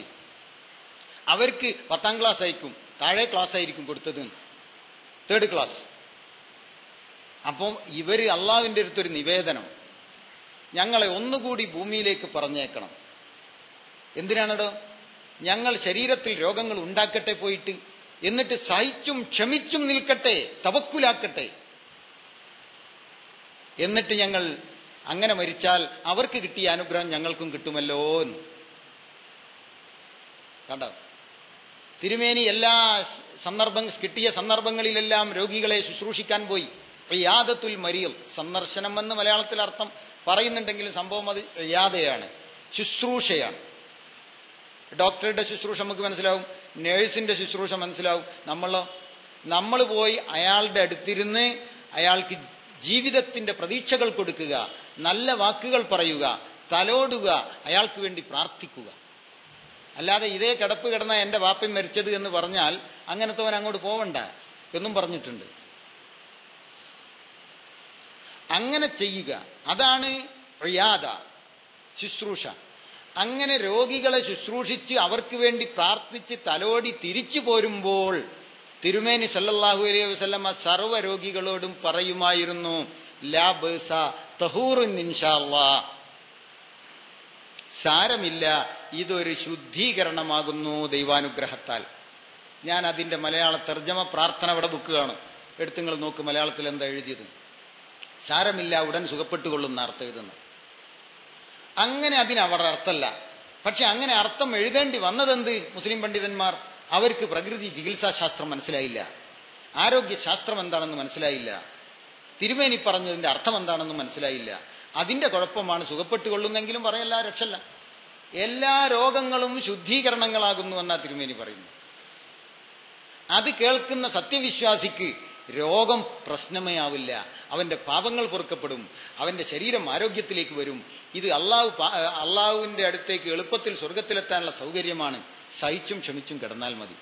ഒരു തലവേദന വരുമ്പോൾ ഒന്ന് കിടന്നുറങ്ങിയാൽ നാളെ രാവിലെ വരെ കാത്തിരുന്നാൽ ആ തലവേദന മാറുമെന്നത് 99.99% ശരിയാണ്. അത്രയും നേരം സഹിക്കാനാവാത്തവനാണ് പെനഡോൾ കഴിക്കുന്നത്. അങ്ങനെ കഴിച്ച് അങ്ങോട്ട് എത്തിയാൽ പിന്നെ ഇവന് മരുന്നില്ലാതെ ജീവിക്കാൻ പറ്റാത്ത അവസ്ഥ വരും. അത് മറ്റൊരു കഥയാണ്, അത് നമ്മൾ ചർച്ച ചെയ്യുന്നില്ല എപ്പോഴും.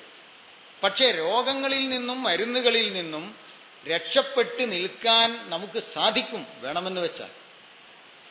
അത് ദീനിന്റെ താല്പര്യമാണ്. നമ്മൾക്ക് ഇത്ര നല്ലൊരു ആരോഗ്യം അല്ലാഹു തന്നു. ആ ആരോഗ്യം എന്തിനു വേണ്ടി വിനിയോഗിക്കപ്പെട്ടു എന്ന് ചോദ്യം ചെയ്യപ്പെടും. നിസ്കാരത്തിന്റെ ചോദ്യത്തിന് മുമ്പാണല്ലോ ഈ ചോദ്യം. അൻ ശബാബിഹി ഫീമാ അബലാഹു അൻ ഉംരിഹി ഫീമാ അഫ്നാഹു. നിന്റെ ചോരത്തളപ്പുള്ള കാലഘട്ടം നീ പെപ്സി കുടിച്ച് ചെലവഴിച്ചട, അപകടമുള്ള മരുന്നുകൾ കഴിച്ചോ, ശരീരത്തിന് അപകടമുണ്ടാകുന്ന മരുന്ന് കഴിച്ചോ എന്നുവരെ ചോദ്യം ചെയ്യപ്പെടും. ഇത് അമാനത്താണ്, സൂക്ഷിപ്പ് മുതലാണ്. അങ്ങനെയൊക്കെ പ്രശ്നങ്ങളുണ്ട്. വയറ് നിറച്ചു തിന്ന് കൊളസ്ട്രോൾ ഉണ്ടാക്കിയോ? നമ്മളല്ല ഉണ്ടാക്കുന്നത്. മറുപടി പറയേണ്ടതില്ലേ? നിങ്ങൾ ഈ പറഞ്ഞതിന് ഒറ്റയടിക്ക് എന്നെ ചോദ്യം ചെയ്യുന്നു വേണ്ട. നിങ്ങളത് നല്ലപോലെ ആലോചിക്കുക. ഈ റമളാൻ മാസത്തിൽ അത്യാവശ്യ സംശയങ്ങളൊക്കെ ഞാൻ ഉള്ള സമയം കൊണ്ട് മറുപടി വരാം. എന്നിട്ട് ആലോചന കഴിഞ്ഞതിന് ശേഷം പെരുന്നാൾ പിറ്റേന്ന് വേണം ഞാൻ ഒന്നുകൂടി വരാം. ആദ്യമായി കേൾക്കുകയായതുകൊണ്ട് പലതരം സംശയങ്ങളുണ്ടാവും. സംഗതികൾ ഞാൻ കാലങ്ങളായി പഠിച്ച് മനസ്സിലാക്കിയൊരു സത്യമാണ് പറഞ്ഞത്. പ്രകൃതി ചികിത്സ എന്ന് പറഞ്ഞൊന്നും തള്ളണ്ട, ദീനുൽ ഇസ്ലാം എന്ന് മാത്രം പറഞ്ഞാൽ മതി. വിശ്വാസിക്കെല്ലാം നിഷിദ്ധമാണ്. അള്ളാഹു പറഞ്ഞതിന്റെ അപ്പുറമൊക്കെ നിഷിദ്ധമാണ്. അതുകൊണ്ടാണല്ലോ നമ്മളോട് പറയുന്നത്, സ്വർഗത്തിലേക്ക് കയറ്റി വിടുമ്പോൾ കുലു വശറബു ഹനി അമ്മരി ആ. എന്താ ഭൂമി എന്ന് പറയുന്നത്? ഭൂമിന്ന് ഇഷ്ടം പോലെ തിന്നോ കുടിച്ചോ എന്നുള്ള പറയുന്നില്ല. പറഞ്ഞത് എവിടുന്ന? സ്വർഗത്തിൽ കയറ്റുമ്പോഴാ. ഇനി നീ ഇഷ്ടം പോലെ തിന്നോ കുടിച്ചോ. അതെന്താ പറയേണ്ടി വന്ന്? ഇത്രയും കാലം തിന്നാതെയും കുടിക്കാതെയും അള്ളാഹുവിനെ ഭയപ്പെട്ട് 1/3 തിന്ന് സഹിച്ച് ക്ഷമിച്ച് തിങ്കളാഴ്ചയും വ്യാഴാഴ്ചയും നോമ്പെടുത്ത് അങ്ങനെ ക്ഷമിച്ച് ജീവിച്ചു പോയവനാ. തന്റെ വിശപ്പ് മറന്ന് അന്യന് കൊടുത്ത് വലിയ വയറ് ചാടിയ കുടവയറന്മാർ വരുമത്രേ അവിടെ മഹ്ശറിൽ. തിരുമേനി പറയുകയാണ്, അവർക്കൊരു ഈച്ച ചിറകിന്റെ വില പോലും മഹ്ശറിൽ ഉണ്ടാവില്ല എന്നാ. എങ്ങനെ തടിമാടന് നിസ്കാരം നോമ്പും ചെയ്തോന്നല്ലല്ലോ പറയുന്നത് തിരുമേനി. കൊടവയറൻ ഇരുന്ന പണിയായിട്ടാ വയറിങ്ങനെ ചാടിയത് എന്നാ മൂപ്പര് പറഞ്ഞത്. തട്ടാന്മാരൊക്കെ ഇരുന്നിട്ടല്ലേ പണിയെടുക്കുന്നത്, കുടല് ചാടുന്നുണ്ടോ? ഇവൻ തിന്നത് കൊണ്ട് തന്നെയാണ് ഇത് ചാടിയത്. പെണ്ണുങ്ങൾക്കൊക്കെ പിന്നെ പ്രസവിച്ച അടിവയറൊക്കെ ചാടുക, അത് പോട്ടെ, അവർക്ക് അതിന് കൂലിയും കിട്ടും, നമുക്ക് ശിക്ഷ കിട്ടുക. അപ്പോ ഭക്ഷണ കാര്യത്തിലൊക്കെ വളരെ കൃത്യമായ അളവ് ദീനുൽ ഇസ്ലാം പഠിപ്പിക്കുന്നുണ്ട്. അത് മാത്രം ശരീരപൂജകരായ കൊണ്ട് നമുക്ക് ചെയ്യാൻ കഴിയുന്നില്ല എന്ന് വരരുത്. കിതാബിന്റെ ഒരു ഭാഗം സ്വീകരിക്കുകയും മറുഭാഗം മറ്റൊരു ഭാഗം നിങ്ങൾ നിഷേധിക്കുകയുമാണോ എന്ന് ചോദിച്ചില്ലേ ബനു ഇസ്രായേലികളോട്? അതേ സ്വഭാവമാണ് നമ്മൾക്ക്. അതുകൊണ്ടാ ബനു ഇസ്രായേലിയുടെ കഥ ഇത്രയധികം പറയേണ്ടി വന്നത്. ആരാണ് കാഫിർ?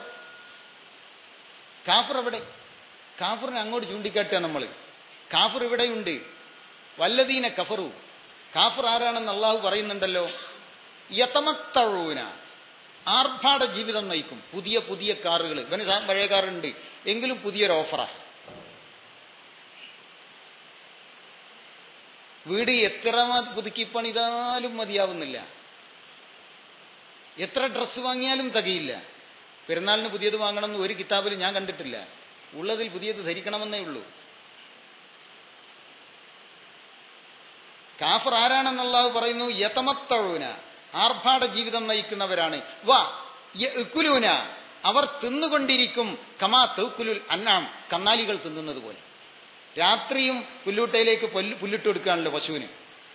തിന്നുകയാണ് നേരം പുലരുന്നവരെ. പുലർന്നാലും തിന്നുകയാണ്. ഇവർ കിടന്നുറങ്ങുന്നില്ല. അതുപോലെ കന്നാലികൾ തിന്നുന്നത് പോലെ സദാസമയവും രാവും പകലും തിന്നുകൊണ്ടിരിക്കുന്നവരാണ് കാഫിർ. കണ്ടോ, ദൈവനിഷേധമാണ് അവിടെ നടക്കുന്നത്. അതുകൊണ്ടാണ് അങ്ങനെ പറയുന്നത്. ആ കൂട്ടത്തിൽ നമ്മൾ പെടാൻ പാടില്ലല്ലോ.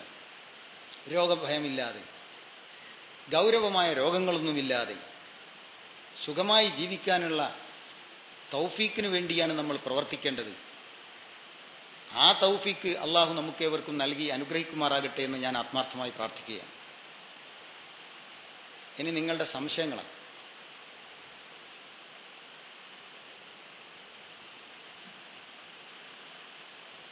എഴുതിത്തരാം, ചോദിക്കാം. പള്ളിയുടെ മാന്യതയും മര്യാദയും പാലിച്ചുകൊണ്ടായിരിക്കണം എന്നേ ഉള്ളൂ.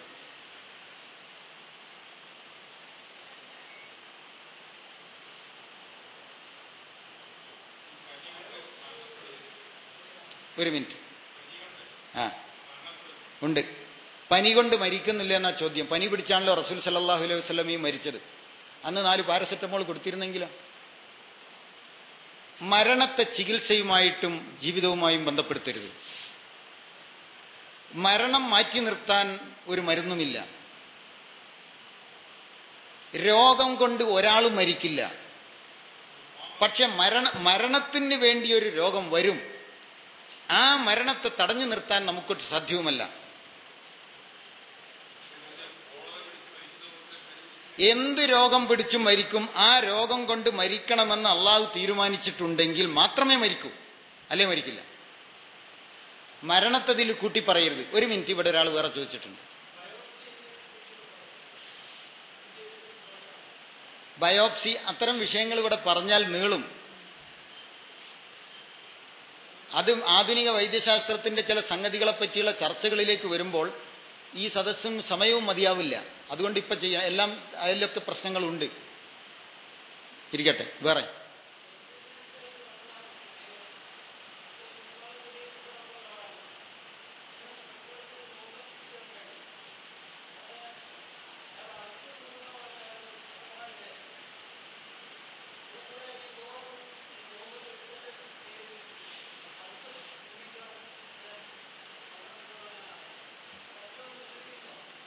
അല്ല, ഈ നോമ്പെടുക്കുന്നത് കൊണ്ട് അൾസർ ഉണ്ടാകുമായിരുന്നു എങ്കിൽ അള്ളാഹും റസൂൽ ഈ സാധനം നിർബന്ധമാക്കുമായിരുന്നോ എന്ന ഒരു മറുചോദ്യമുണ്ടല്ലോ.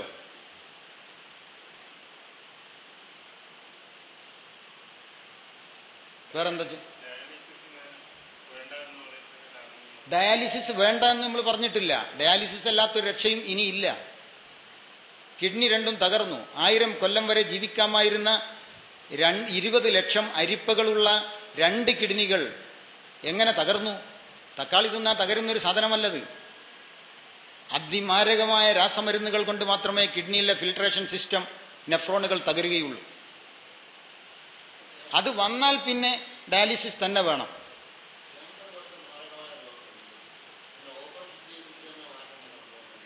ഇല്ലെന്ന് പറയുന്നില്ല. അതാണ്.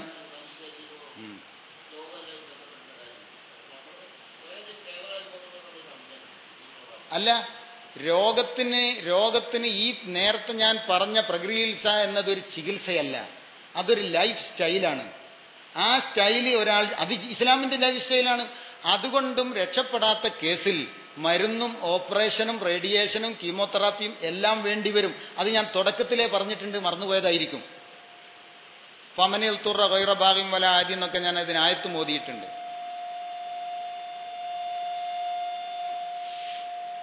അതിനൊന്നും നമ്മൾ എതിർക്കുന്നില്ല. അനാവശ്യ ചികിത്സകളെ മാത്രമേ എതിർക്കുന്നുള്ളൂ.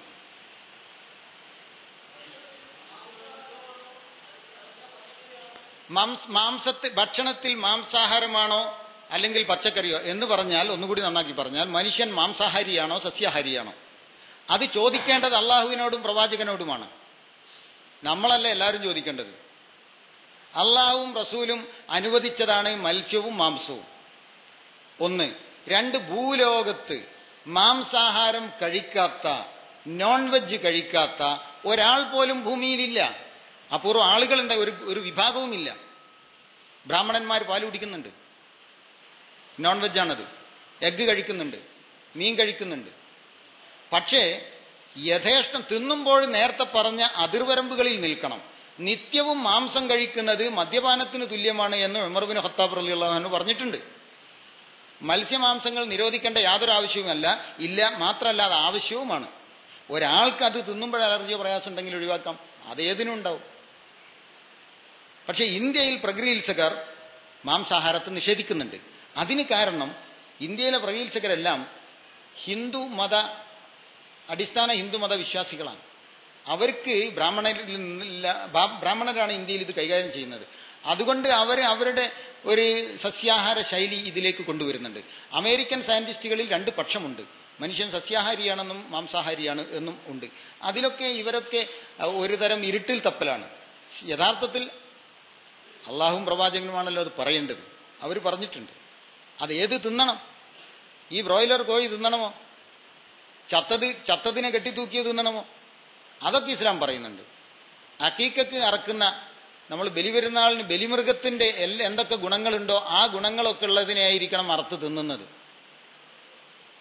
പക്ഷിമാംസവും പറ്റും, പക്ഷെ അതും ഈ കെമിക്കൽ ചേർക്കാത്തതായിരിക്കണം, അത്രേ ഉള്ളൂ. പിന്നെ അതിനൊരു മര്യാദയുണ്ട്.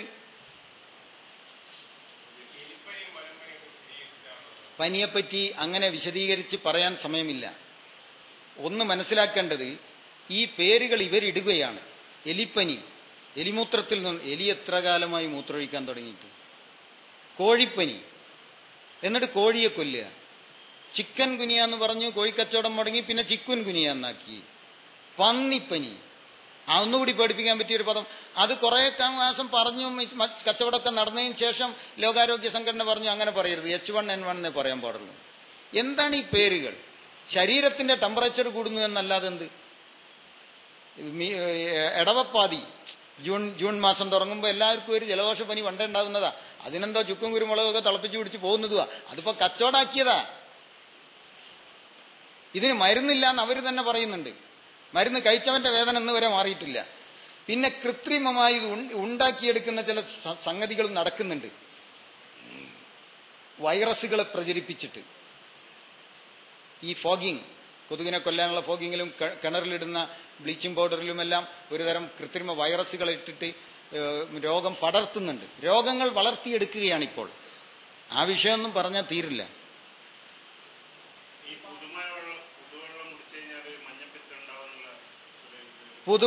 പുതുവെള്ളം കുടിച്ചാൽ മഞ്ഞപ്പിത്തുണ്ടാകുമെന്ന് കേൾക്കുന്നുണ്ട്. പക്ഷേ ഞാൻ പഠിച്ച ഹദീസ് പുതുമഴ കൊള്ളണമെന്നാണ്.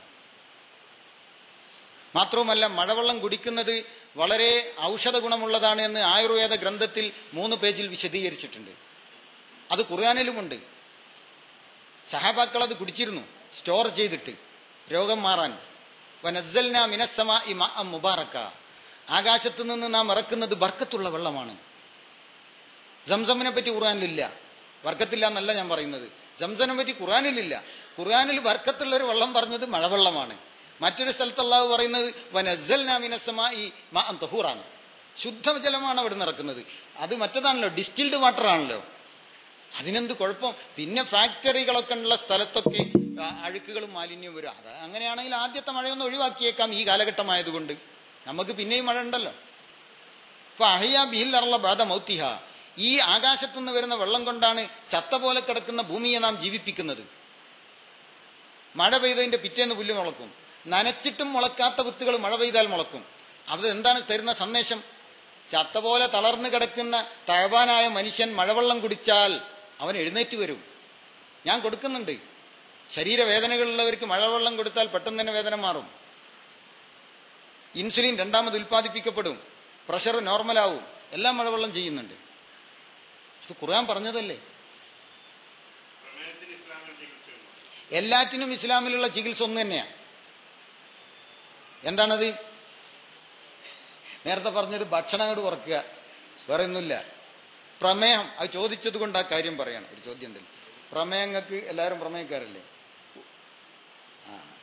ഒരു ചോദ്യം വന്നതാ, അത് പറയാം, ലാസ്റ്റ് പറഞ്ഞാൽ മതി. ഒരു വ്യക്തിയുടെ ഒരു ദിവസത്തെ ആഹാരക്രമം വ്യക്തമായി പറയണം. പ്രമേഹത്തെ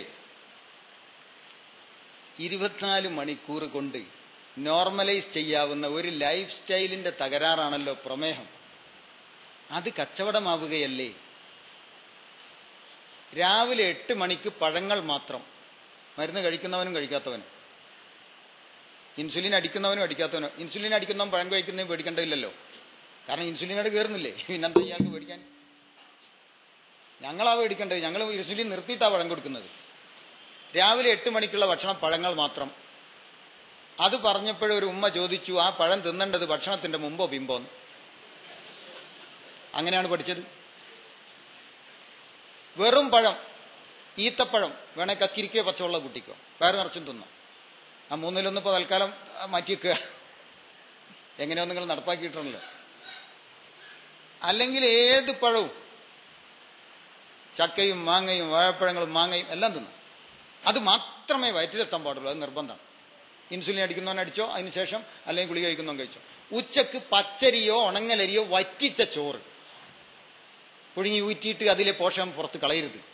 എന്തെല്ലാം മണ്ടത്തരങ്ങളാണ് നിങ്ങൾ ആലോചിച്ച് നോക്കും. നമ്മൾ സ്വയം തന്നെ ആലോചിക്കേണ്ട ഒരു വിഷയമാണല്ലോ. പോഷകമൊക്കെ കഞ്ഞിവെള്ളത്തിലൂടെ പുറത്തേക്കാ, ചണ്ടി തിന്ന. പച്ചരി റോ റൈസ്, ബാരീക്ക് ചാവൽ, ബാരീക്ക് മറ്റേതിന് മോട്ട ചാവൽ, അതായത് മറ്റേത് തിന്നാ മോട്ടയാവും, ഇത് തിന്നാ ബാരീക്കും. പച്ചരി വറ്റിച്ച ചോറ്, അല്ല ചപ്പാത്തി തിന്നതിന് കുഴപ്പമില്ല. പച്ചക്കറികളൊക്കെ തിന്ന, കുറെ സലാഡുകളും തിന്നുക, ആ ഉള്ളി ഒഴിവാക്കിയാൽ മതി. സലാഡുകളും മീൻ തിന്നണേ നമുക്ക് എതിർപ്പില്ല, മീൻ മാത്രമേ തിന്നാവൂ, അതിന്റെ കൂടെ ഒരു ഇറച്ചി കഷ്ണം കയറ്റരുത്. ഇറച്ചി മീനുണ്ടെങ്കിൽ മോരും തൈരും അതും പാടില്ല, അത് സുന്നത്താണ്, ആ റസൂൽ നിരോധിച്ചിട്ടുണ്ട്. അങ്ങനെ പച്ചരി വറ്റിച്ച ചോറും കറികളും ഉച്ചക്ക്. രാത്രി പച്ചക്കറികൾ മാത്രം, ഒരു കഷ്ണം ചപ്പാത്തി പോലും കയറി പോരുത്. ഒന്നുകിൽ സലാഡുകൾ, കക്കിരി, ക്യാരറ്റ്, കേബേജ്, കോവക്ക, ഇതെല്ലാം കൂടെ അരിഞ്ഞിട്ട് ചെറുനാരങ്ങ നീര് പിഴിഞ്ഞ് കുറച്ച് മല്ലിച്ചപ്പ് അരിഞ്ഞിട്ട് ഇരുന്ന് തിന്നാൻ, ചവച്ച് ചവച്ച്, അങ്ങനെ തിന്നാനും കഴിയുള്ളൂ. ഒന്ന് സാവധാനത്തിൽ തിന്നൊന്നും പഠിച്ചിട്ടല്ലോ. അല്ലെങ്കിൽ ഇതെല്ലാം കൂടി ഒരു പുഴുക്കുണ്ടാക്കി, ഹിന്ദുക്കൾ പറയുന്ന ഒരു സാധനമുണ്ട്, അവിയൽ പുഴുക്ക്, അത് തിന്നേക്ക് രാത്രി. ധാന്യമണികളൊന്നും അകത്ത് കയറരുത്, അരി പാടില്ല, ഗോതമ്പ് പാടില്ല, വേറൊന്നും പാടില്ല. പ്രമേഹത്തിന് ഗുളിക കഴിക്കുന്നവന് ഗുളിക നിർത്തി തന്നെ അത് ചെയ്യാം. ഇനി എങ്ങനത്തവനാണെങ്കിലും രാവിലെ പോയിട്ട് തിന്നുന്നതിന് മുമ്പ് ഫാസ്റ്റിങ്ങിലൊന്ന് ബ്ലഡ് ടെസ്റ്റ് ചെയ്യാം. സാധാരണ 200-300 കാണുന്നവന് 150ന്റെ താഴെ കിടക്കും. കാരണം അവന്റെ വയറ്റിലേക്ക് അരിയും ഗോതമ്പും രാത്രി കയറിയിട്ടില്ല, രാവിലെയും കയറിയിട്ടില്ല. അരി ഗോതമ്പിൽ നിന്നാണല്ലോ ഷുഗർ ഉണ്ടാകുന്നത്, ഫ്രൂട്ട്സ് നല്ലല്ലോ. 3 നേരവും ഫ്രൂട്ട്സ് കഴിച്ചാലും പറ്റും. അത് നിങ്ങളോട് പറയാൻ എനിക്ക് ധൈര്യം പോരാ. നിങ്ങൾ ആരെങ്കിലും ചെയ്ത് എന്തെങ്കിലും ബുദ്ധിമുട്ടായാലോ ഹോസ്പിറ്റലിൽ ഞാൻ കൊടുക്കും. ഇത്രയേ ഉള്ളൂ പ്രമേഹം. എന്നാൽ ഇതിൽ പെടാത്ത ഒരു 5-10% ഉണ്ടാവും. അതുകൊണ്ടാണ് അത് അങ്ങനെയായിട്ട് പറയാൻ വയ്യാത്തത്. കാലങ്ങളായി ഇൻസുലിൻ അടിക്കുന്ന ആള്, 10-70 വയസ്സായ ആള്, അയാളുടെ ശരീരപ്പഴം എങ്ങനെയാണെന്നറിയാതെ അയാളോട് പറയാൻ വയ്യ. ടൈപ്പ് 1 25 വയസ്സിന് മുമ്പേ വന്ന ഇൻസുലിൻ ഡിപ്പെൻഡന്റ് പേഷ്യൻസ് ഉണ്ടാവും. ഇൻസുലിൻ അടിച്ചേ പറ്റൂ, അവരെയല്ല പറയുന്നത്.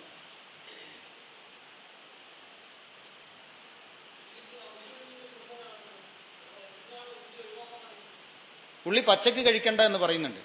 റസൂൽ അങ്ങനെ പറഞ്ഞിട്ടുണ്ട്, ഉള്ളി തിന്ന് വള്ളി വരരുതെന്ന്. അതിന്റെ കാരണം റസൂൽ അവിടെ പറഞ്ഞിട്ടില്ല. നമ്മൾ വിചാരിച്ചതാ വായ നാറും എന്നതൊക്കെ. ഉള്ളി തിന്ന് വള്ളി വരരുതും പറഞ്ഞിട്ടുണ്ടല്ലോ, അന്നേൽക്ക് അത് ഒഴിവാക്കിയേക്കുക. പള്ളിയിൽ 5 നേരം പോണ്ടതുമല്ലേ. പിന്നെ ഈ ബ്രാഹ്മണന്മാർ ഇത് തിന്നാറുമില്ല.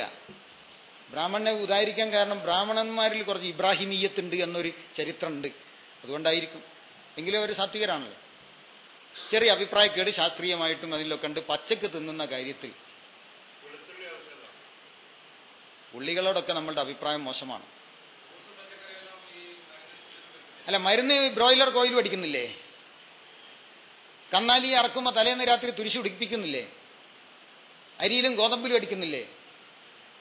മൈദപ്പൊടിയിൽ എന്തൊക്കെ വിഷാണെന്ന് പത്രത്തിൽ എമ്പാടും വന്നില്ലേ? കോഴിമുട്ടയിലില്ലേ? പച്ചവെള്ളത്തിലില്ലേ? കുപ്പിവെള്ളത്തിലില്ലേ? എല്ലായിടത്തും ഇല്ലേ? പഴങ്ങൾ പച്ചക്കറി എന്ന് പറയുമ്പോൾ ആളുകൾ വിഷമടിക്കുന്നില്ലേ? മറ്റതിൽ അതിനപ്പുറം അടിക്കുന്നുണ്ട്. പക്ഷെ പഴങ്ങളിലും പച്ചക്കറിയിലും അടിക്കുന്ന വിഷം അത്ര അപകടമില്ല. കാരണം അത് വെയിലും മഴയും മഞ്ഞും കൊണ്ട് നിൽക്കുമ്പോൾ നിർവീര്യമാകും. ചെയ്യാത്തിടത്തോളം കാലം പറിച്ചു വെച്ചാലും അത് ജീവനുള്ള ഭക്ഷണമായതുകൊണ്ട് അത് സ്വയം നിർവീര്യമാക്കിക്കൊണ്ടിരിക്കും. എന്നാലും നിങ്ങൾ പേടിക്കണ്ട, കുറച്ചൊക്കെ ഉണ്ടാവും. അത് 1 മണിക്കൂർ വെള്ളത്തിലിട്ട് വെക്കുക, പഴങ്ങളും പച്ചക്കറികളും, പിന്നീട് ഉപയോഗിക്കുക.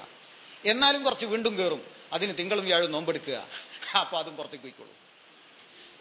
കണ്ടോ, തിങ്കൾ വ്യാഴം നോമ്പെടുക്കുമ്പോഴേക്കും ആ വിഷം പുറത്തേക്ക് അങ്ങോട്ട് തള്ളും. വയറ് കാലിയാവുമ്പോഴേക്കും വിഷം പുറന്തള്ളും ശരീരം. പിന്നെ എന്തിനാ വിഷമടിച്ച് തിന്നുന്നതിന് കുഴപ്പം? അപ്പോൾ അതായിരിക്കും വിഷമടിച്ചത് ഇറങ്ങുന്ന റസൂലിന് അന്ന് തിരിയും. അതുകൊണ്ടായിരിക്കും അന്നേ ഈ 2 നോമ്പ് എടുക്കണം എന്ന് പറഞ്ഞത്. പിന്നെ അത് 3-1 തിന്നുന്നുള്ളൂ, അത്രയധികം കയറാനുണ്ടാവില്ല.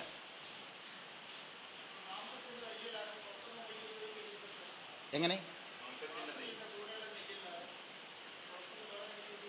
അതായത് സമയമുണ്ടോ നിങ്ങൾക്കുണ്ട്?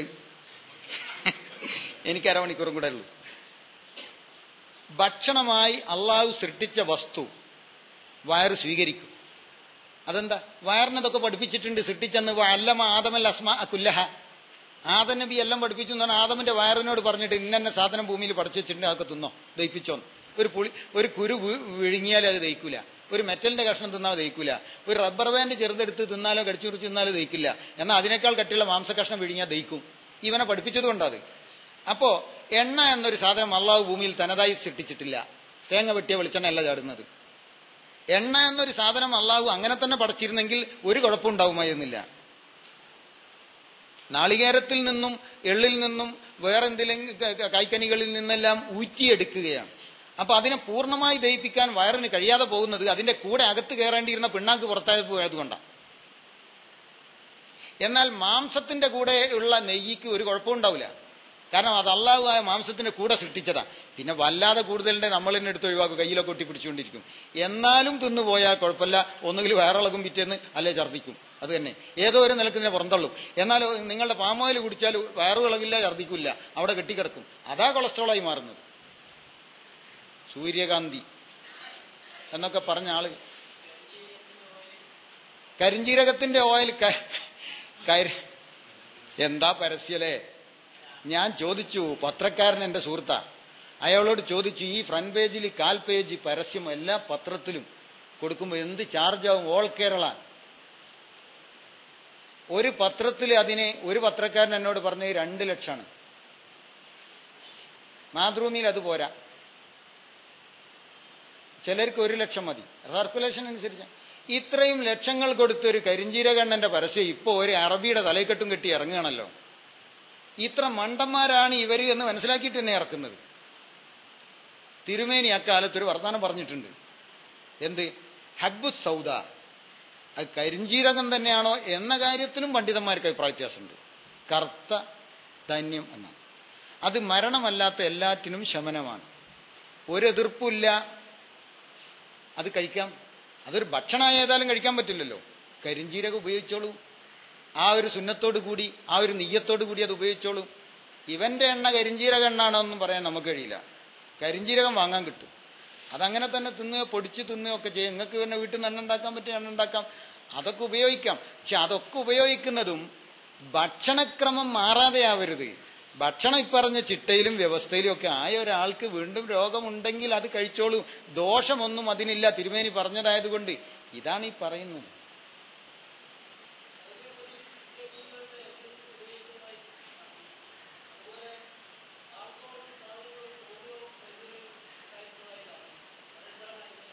ഞാൻ ഹോമിയോപ്പതി പഠിക്കാത്തത് കൊണ്ട് ഹോമിയോപ്പതിയെ പറ്റി ഒന്നും എനിക്ക് പറയാൻ അറിഞ്ഞുകൂടാ. ഞാൻ ആ മനുഷ്യന്റെ ചരിത്രമേ പഠിച്ചിട്ടുള്ളൂ. ഞങ്ങളെല്ലാം മരുന്നിന്റെ എതിർപക്ഷത്തുമാണല്ലോ, നിങ്ങൾക്കറിയാമല്ലോ. വേറെ ചോദ്യമുണ്ടോ? പാരമ്പര്യമായി രോഗങ്ങൾ വരും, പാരമ്പര്യമായ ജീവിത രീതികൾ കൊണ്ടാ.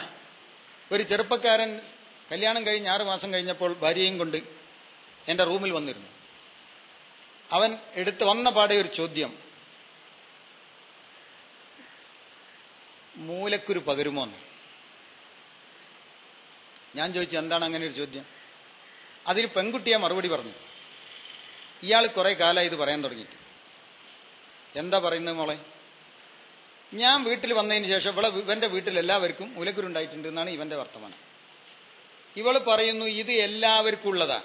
എന്റെ വീട്ടിൽ എന്റെ ഉമ്മക്കുണ്ട്, ഉപ്പക്കുണ്ട്, എനിക്കുണ്ട്, ആങ്ങളക്കുണ്ട്, എല്ലാവർക്കും ഉണ്ട്. ഇവൻ പറഞ്ഞു, ഞങ്ങളെ വീട്ടിൽ അങ്ങനെ ഒരു സാധനം ഇന്നലെ കേട്ടിട്ടില്ല. ഇവള് വന്നതിന് ശേഷമാണ് ഇത് എല്ലാവർക്കും ഇപ്പം ഉണ്ടായിട്ടുണ്ട്. ഇപ്പൊ രോഗം എനിക്ക് മനസ്സിലായി. അപ്പോൾ ഞാൻ ചോദിച്ചു, ഇവൾക്ക് ജോലിയുണ്ടോ? ജോലിയില്ല. പിന്നെ എന്ത് ചെയ്യുന്നു? ഇവൾ അടുക്കളയിൽ, ഇവൾ ഉമ്മക്ക് സുഖമില്ലാത്തത് കൊണ്ട് ഈ അടുക്കള ചാർജ് ഇപ്പോൾ ഇവൾക്ക് അവൾ വന്നതിന് ശേഷം. അപ്പോൾ അവൾ പറഞ്ഞു, അടുക്കളയിൽ ഇവളെ ഭക്ഷണമൊക്കെ എങ്ങനെ? അവൾ പറഞ്ഞു, ഞങ്ങൾ അത്യാവശ്യം എരിവും പുളിയും ഒക്കെ കൂട്ടിപ്പടിച്ച ആളുകളാണ്, തറവാട്ടുകാരാ. ഇവരെ വീട്ടിൽ മുളകിടൂല കറിയിൽ. ഞാൻ വന്നതിന് ശേഷം നന്നായിട്ട് മുളകൊക്കെ ഇട്ട് കറിയൊക്കെ ഒന്ന് ടേസ്റ്റ് കൂട്ടി. ആ ടേസ്റ്റ് കൂട്ടിയപ്പോൾ അവളെ വീട്ടിൽ മുളക് കൂട്ടി ടേസ്റ്റ് കൂട്ടി മൂലക്കുരുണ്ടായിട്ടുണ്ട്. ഇവിടെയും അവൾ മുളകിടാൻ തുടങ്ങിയതോടുകൂടി ഇവിടെയും മൂലക്കുരുണ്ടായി. അപ്പോൾ പാരമ്പര്യമാണ്, വാപ്പക്കുണ്ട്. ഈ പെൺകുട്ടിയെ പറഞ്ഞിരുന്നു, എൻ്റെ വാപ്പക്കുണ്ട് ഉമ്മക്കുണ്ട്, അതുകൊണ്ട് എനിക്ക് മൂലക്കുരുണ്ട്. വാപ്പക്കും ഉമ്മക്കും പ്രമേയമുള്ളതുകൊണ്ട് എനിക്കുണ്ടാവുക. വാപ്പയും ഉമ്മയും ചോറും പഴഞ്ചോറും തീറ്റിച്ച് തിന്ന് അവർക്ക് പ്രമേയുണ്ടായി. കണ്ടമാനം തിന്നു, അധികം തിന്നു, ഇഷ്ടം പോലെ വിളമ്പിക്കൊടുത്തു. അങ്ങനെ ഇയാൾക്കും അതേ ശീലം ശീലിച്ചു, അയാൾക്കുണ്ടാവും. ആ ഭക്ഷണ പാരമ്പര്യം മാറ്റിയാൽ ഒട്ടുമിക്ക രോഗങ്ങളും മാറിപ്പോവും. പിന്നെ ചിലതുണ്ട്, രക്തവുമായി ബന്ധപ്പെട്ട ചിലതുണ്ട്. ഇപ്പോൾ ഡ്രൈ സ്കിൻ ഉണ്ടാവാം, കാൽസ്യത്തിന്റെ കുറവ് കൊണ്ടുള്ള ചില പ്രശ്നങ്ങൾ. അത് രക്തത്തിൻ്റെതാ, അത് കുറച്ചൊക്കെ ഉണ്ടാവും. എന്നാലും ഇങ്ങനത്തെ രോഗങ്ങളൊന്നും. പിന്നെ കോങ്കണ്ണുള്ള ആൾക്ക് കോങ്കണ്ണ് കുട്ടികൾ പിറക്കുക അപൂർവമായിട്ടുണ്ട്. എന്നാൽ തീരല്ല എന്ന് പറയാൻ വയ്യ. നല്ലൊരു ശതമാനം ഭക്ഷണ ജീവിത രീതി മാറുന്നതോടൊരു മാറി.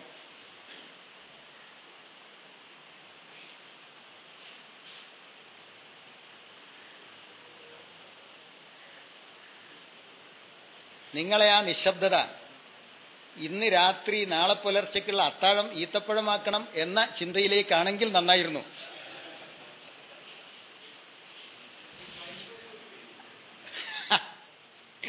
ഇതൊക്കെ പറയുമ്പോൾ വഴി ഒരുപാട് പിഴക്കും. കയ്പ തിന്നാൻ പാടുണ്ടോ എന്നാങ്ങളുടെ ചോദ്യം. അത് അവിടെ നിന്നും കടന്ന് കയ്പ പച്ചക്ക് ജ്യൂസ് അടിച്ചു കുടിക്കാൻ പാടുണ്ടോ എന്നുമാണ് അവിടേക്ക് ഞങ്ങൾ എത്തുന്നത്. ഒരു സാധനം, മാങ്ങയിൽ എന്തിനാണ് അള്ളാഹു മാധുര്യം വെച്ചത്? ഈത്തപ്പഴത്തിൽ എന്തിനാണ് മധുരമുണ്ടാക്കിയത്? കാഞ്ഞിരക്കായിൽ എന്തിനാണ് കയ്പുണ്ടാക്കിയത്? അവിടെ കട്ടെ, മധുരമുണ്ടാക്കിയത് തിന്നാൻ വേണ്ടിയാ. പഞ്ചേന്ദ്രിയങ്ങൾ തന്നു. ആ പഞ്ചേന്ദ്രിയങ്ങൾ, അതാണ് അല്ലമ ആദമൽ അസ്മാ കുല്ലഹ എന്ന് പറഞ്ഞത്. ആ പഞ്ചേന്ദ്രിയങ്ങളോട് ഇഷ്ടപ്പെടുന്നതേ തിന്നാൻ പാടുള്ളൂ. ഇഷ്ടപ്പെടാത്ത ടേസ്റ്റ് അല്ലാഹു ഉണ്ടാക്കിയാൽ അത് തിന്നരുത് എന്നാണ് കൽപ്പന. അപ്പൊ കാഞ്ഞിരക്കായ തിന്നരുത്, കയ്പുള്ള കക്കിരിക്ക തിന്നരുത്, കയ്പുള്ള പൂള തിന്നരുത്, ആര്യവേപ്പിന്റെ ഇല തിന്നരുത്, കയ്പുള്ള പാവക്ക കയ്പക്ക തിന്നരുത്, കയ്പുള്ളതൊന്നും തിന്നരുത്. അതാണ് പ്രകൃതി നിയമം. അതിൽ ഇരുമ്പ് സത്തുണ്ട്, ഡോക്ടർ പറഞ്ഞു, മറ്റവൻ പറഞ്ഞു. അതൊന്നും ഇവിടെ മറുപടി ഇല്ല. ഈ ശരീരം പറയണം അത് തിന്നാൻ പറ്റുമോ ഇല്ലേ എന്ന്. കയ്പക്ക പച്ചക്ക് കയ്പുള്ളത് അകത്ത് കൊടുത്തപ്പോൾ പ്രമേഹത്തിന്റെ ലെവലൊന്ന് കുറഞ്ഞത് കണ്ടു. എന്നാൽ ഇത് കയ്പുള്ളതായതുകൊണ്ട് കൂടുതൽ കാലം ഒരു മരുന്നായി കൊടുത്താൽ ദോഷം വരുമോ എന്നറിയാൻ ഒരു ക്ലിനിക്കൽ ട്രയൽ അമേരിക്കൻ മരുന്ന് കമ്പനികൾ 988 എത്ര കൊല്ലം മുമ്പ്, 988 ഇന്ത്യയിൽ, കേരളത്തിൽ നടത്തിയിരുന്നു. ആ പരീക്ഷണത്തിൽ 3 മാസം കൊണ്ട് തന്നെ പച്ചക്ക് കൈപ്പക്ക നീര് കുടിച്ച പ്രമേയ രോഗികളിൽ പലരും തളർന്നുപോയി, കാഴ്ച പോയി, പല കുഴപ്പം, ലിവർ ഡാമേജ് വന്നു. ആ റിപ്പോർട്ടിന്റെ അടിസ്ഥാനത്തിൽ അവരത് നിരോധിച്ചു. അത് ആർക്കും കൊടുത്തു പോകരുത് എന്ന് പറഞ്ഞു. അത് അനുസരിക്കുന്ന ഒരൊറ്റ ഡയബറ്റീഷ്യനെ കേരളത്തിലുള്ളൂ. അത് ഡോക്ടർ MVI മമ്മിയാണ്, കോഴിക്കോട്. അയാൾ അന്ന് തന്റെ കൈപ്പട കൊണ്ട് പോസ്റ്റ് കാർഡിൽ കത്തെഴുതി തന്റെ രോഗികൾക്ക് അത് കഴിച്ചു പോകരുത്. അയാൾ ഇന്ന് ഇംഗ്ലീഷ് മരുന്നുകൊണ്ട് ചികിത്സിക്കുന്നുമില്ല. അയാൾ മനുഷ്യത്വമുള്ള ഒരു ഡോക്ടറാണ്. പക്ഷേ മറ്റുള്ളവരൊക്കെ ഇപ്പോഴും കൊടുക്കുകയാണ്. ഇവനെങ്കിലും തളർന്ന് കിടക്കട്ടെ. കയ്പിനെ പറ്റി വേറെന്താ ചോദ്യം വന്നോ? ചോദ്യല്ലേ? എങ്ങനെ?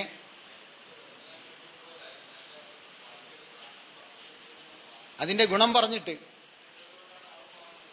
അതെ, ഇനി മേലിൽ വാങ്ങണ്ട. അതെ, ഇനി മേലിൽ മനസ്സിലാക്കണം. അതുകൊണ്ടാണ് ഇപ്പൊ നമ്മൾ ഇത്ര പാടുപെട്ടൊക്കെ വന്ന് ഈ കാര്യങ്ങൾ പറഞ്ഞു തരുന്നത്. സബ് എന്നൊരു സൂറത്തുണ്ട് ഖുർആനിൽ.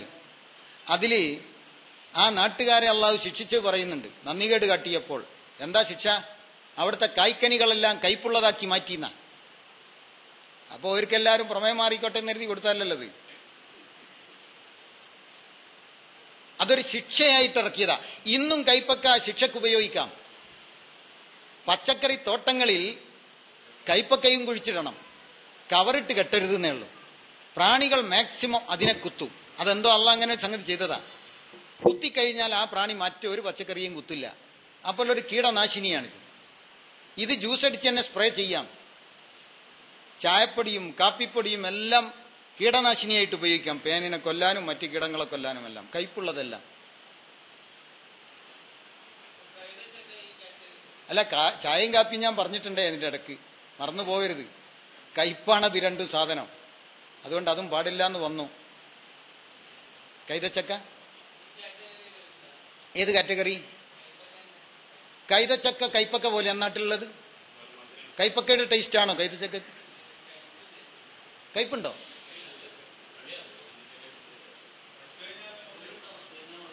പച്ചക്കുണ്ടോ കയ്പ്? അല്ല, കയ്പുണ്ടോന്നാ ഞാൻ ചോദിക്കുന്നത്. അല്ല, അയാൾ ചോദിച്ചത് കൈപ്പക്കയുടെ കൂടെ കൈതച്ചക്ക പറഞ്ഞാൽ എന്താന്ന് മനസ്സിലാകുന്നില്ല. ഇല്ലല്ലോ.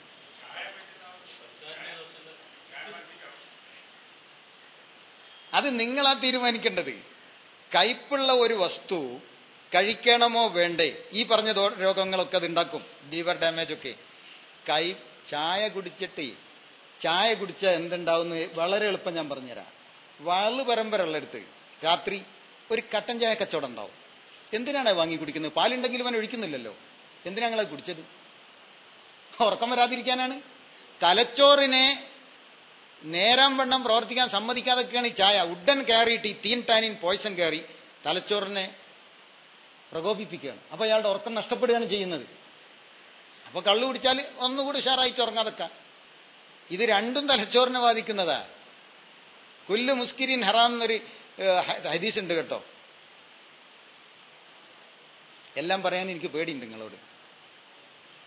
നല്ല ഉദ്ദേശവും നിങ്ങൾ തെറ്റായി ധരിച്ചാലോ എന്ന് പേടിയുണ്ട്. കുല്ലു മുസ്കിരിൻ ഹറാം, ലഹരി ഉണ്ടാക്കുന്നത് എല്ലാം ഹറാമാന്നൊരു ഹദീസ് ഉണ്ട്. പിന്നെ ഈ ചായ ഒന്നും കുടിച്ചില്ലെങ്കിൽ ജീവിച്ചു പോകാമല്ലോ, പിന്നെ എന്തിനാണിത്? അതൊന്ന് ആലോചിക്കൂ സഹോദരന്മാരെ. ചായ ഇല്ലെങ്കിലും നമുക്ക് ജീവിക്കാമല്ലോ, നെയ്യ് ഒഴിച്ചിട്ടില്ലെങ്കിലും ചോറ് തിന്നാമല്ലോ, പിന്നെയും എന്തിനിത്? നമ്മൾക്ക് മാത്രമാണോ ഇത്?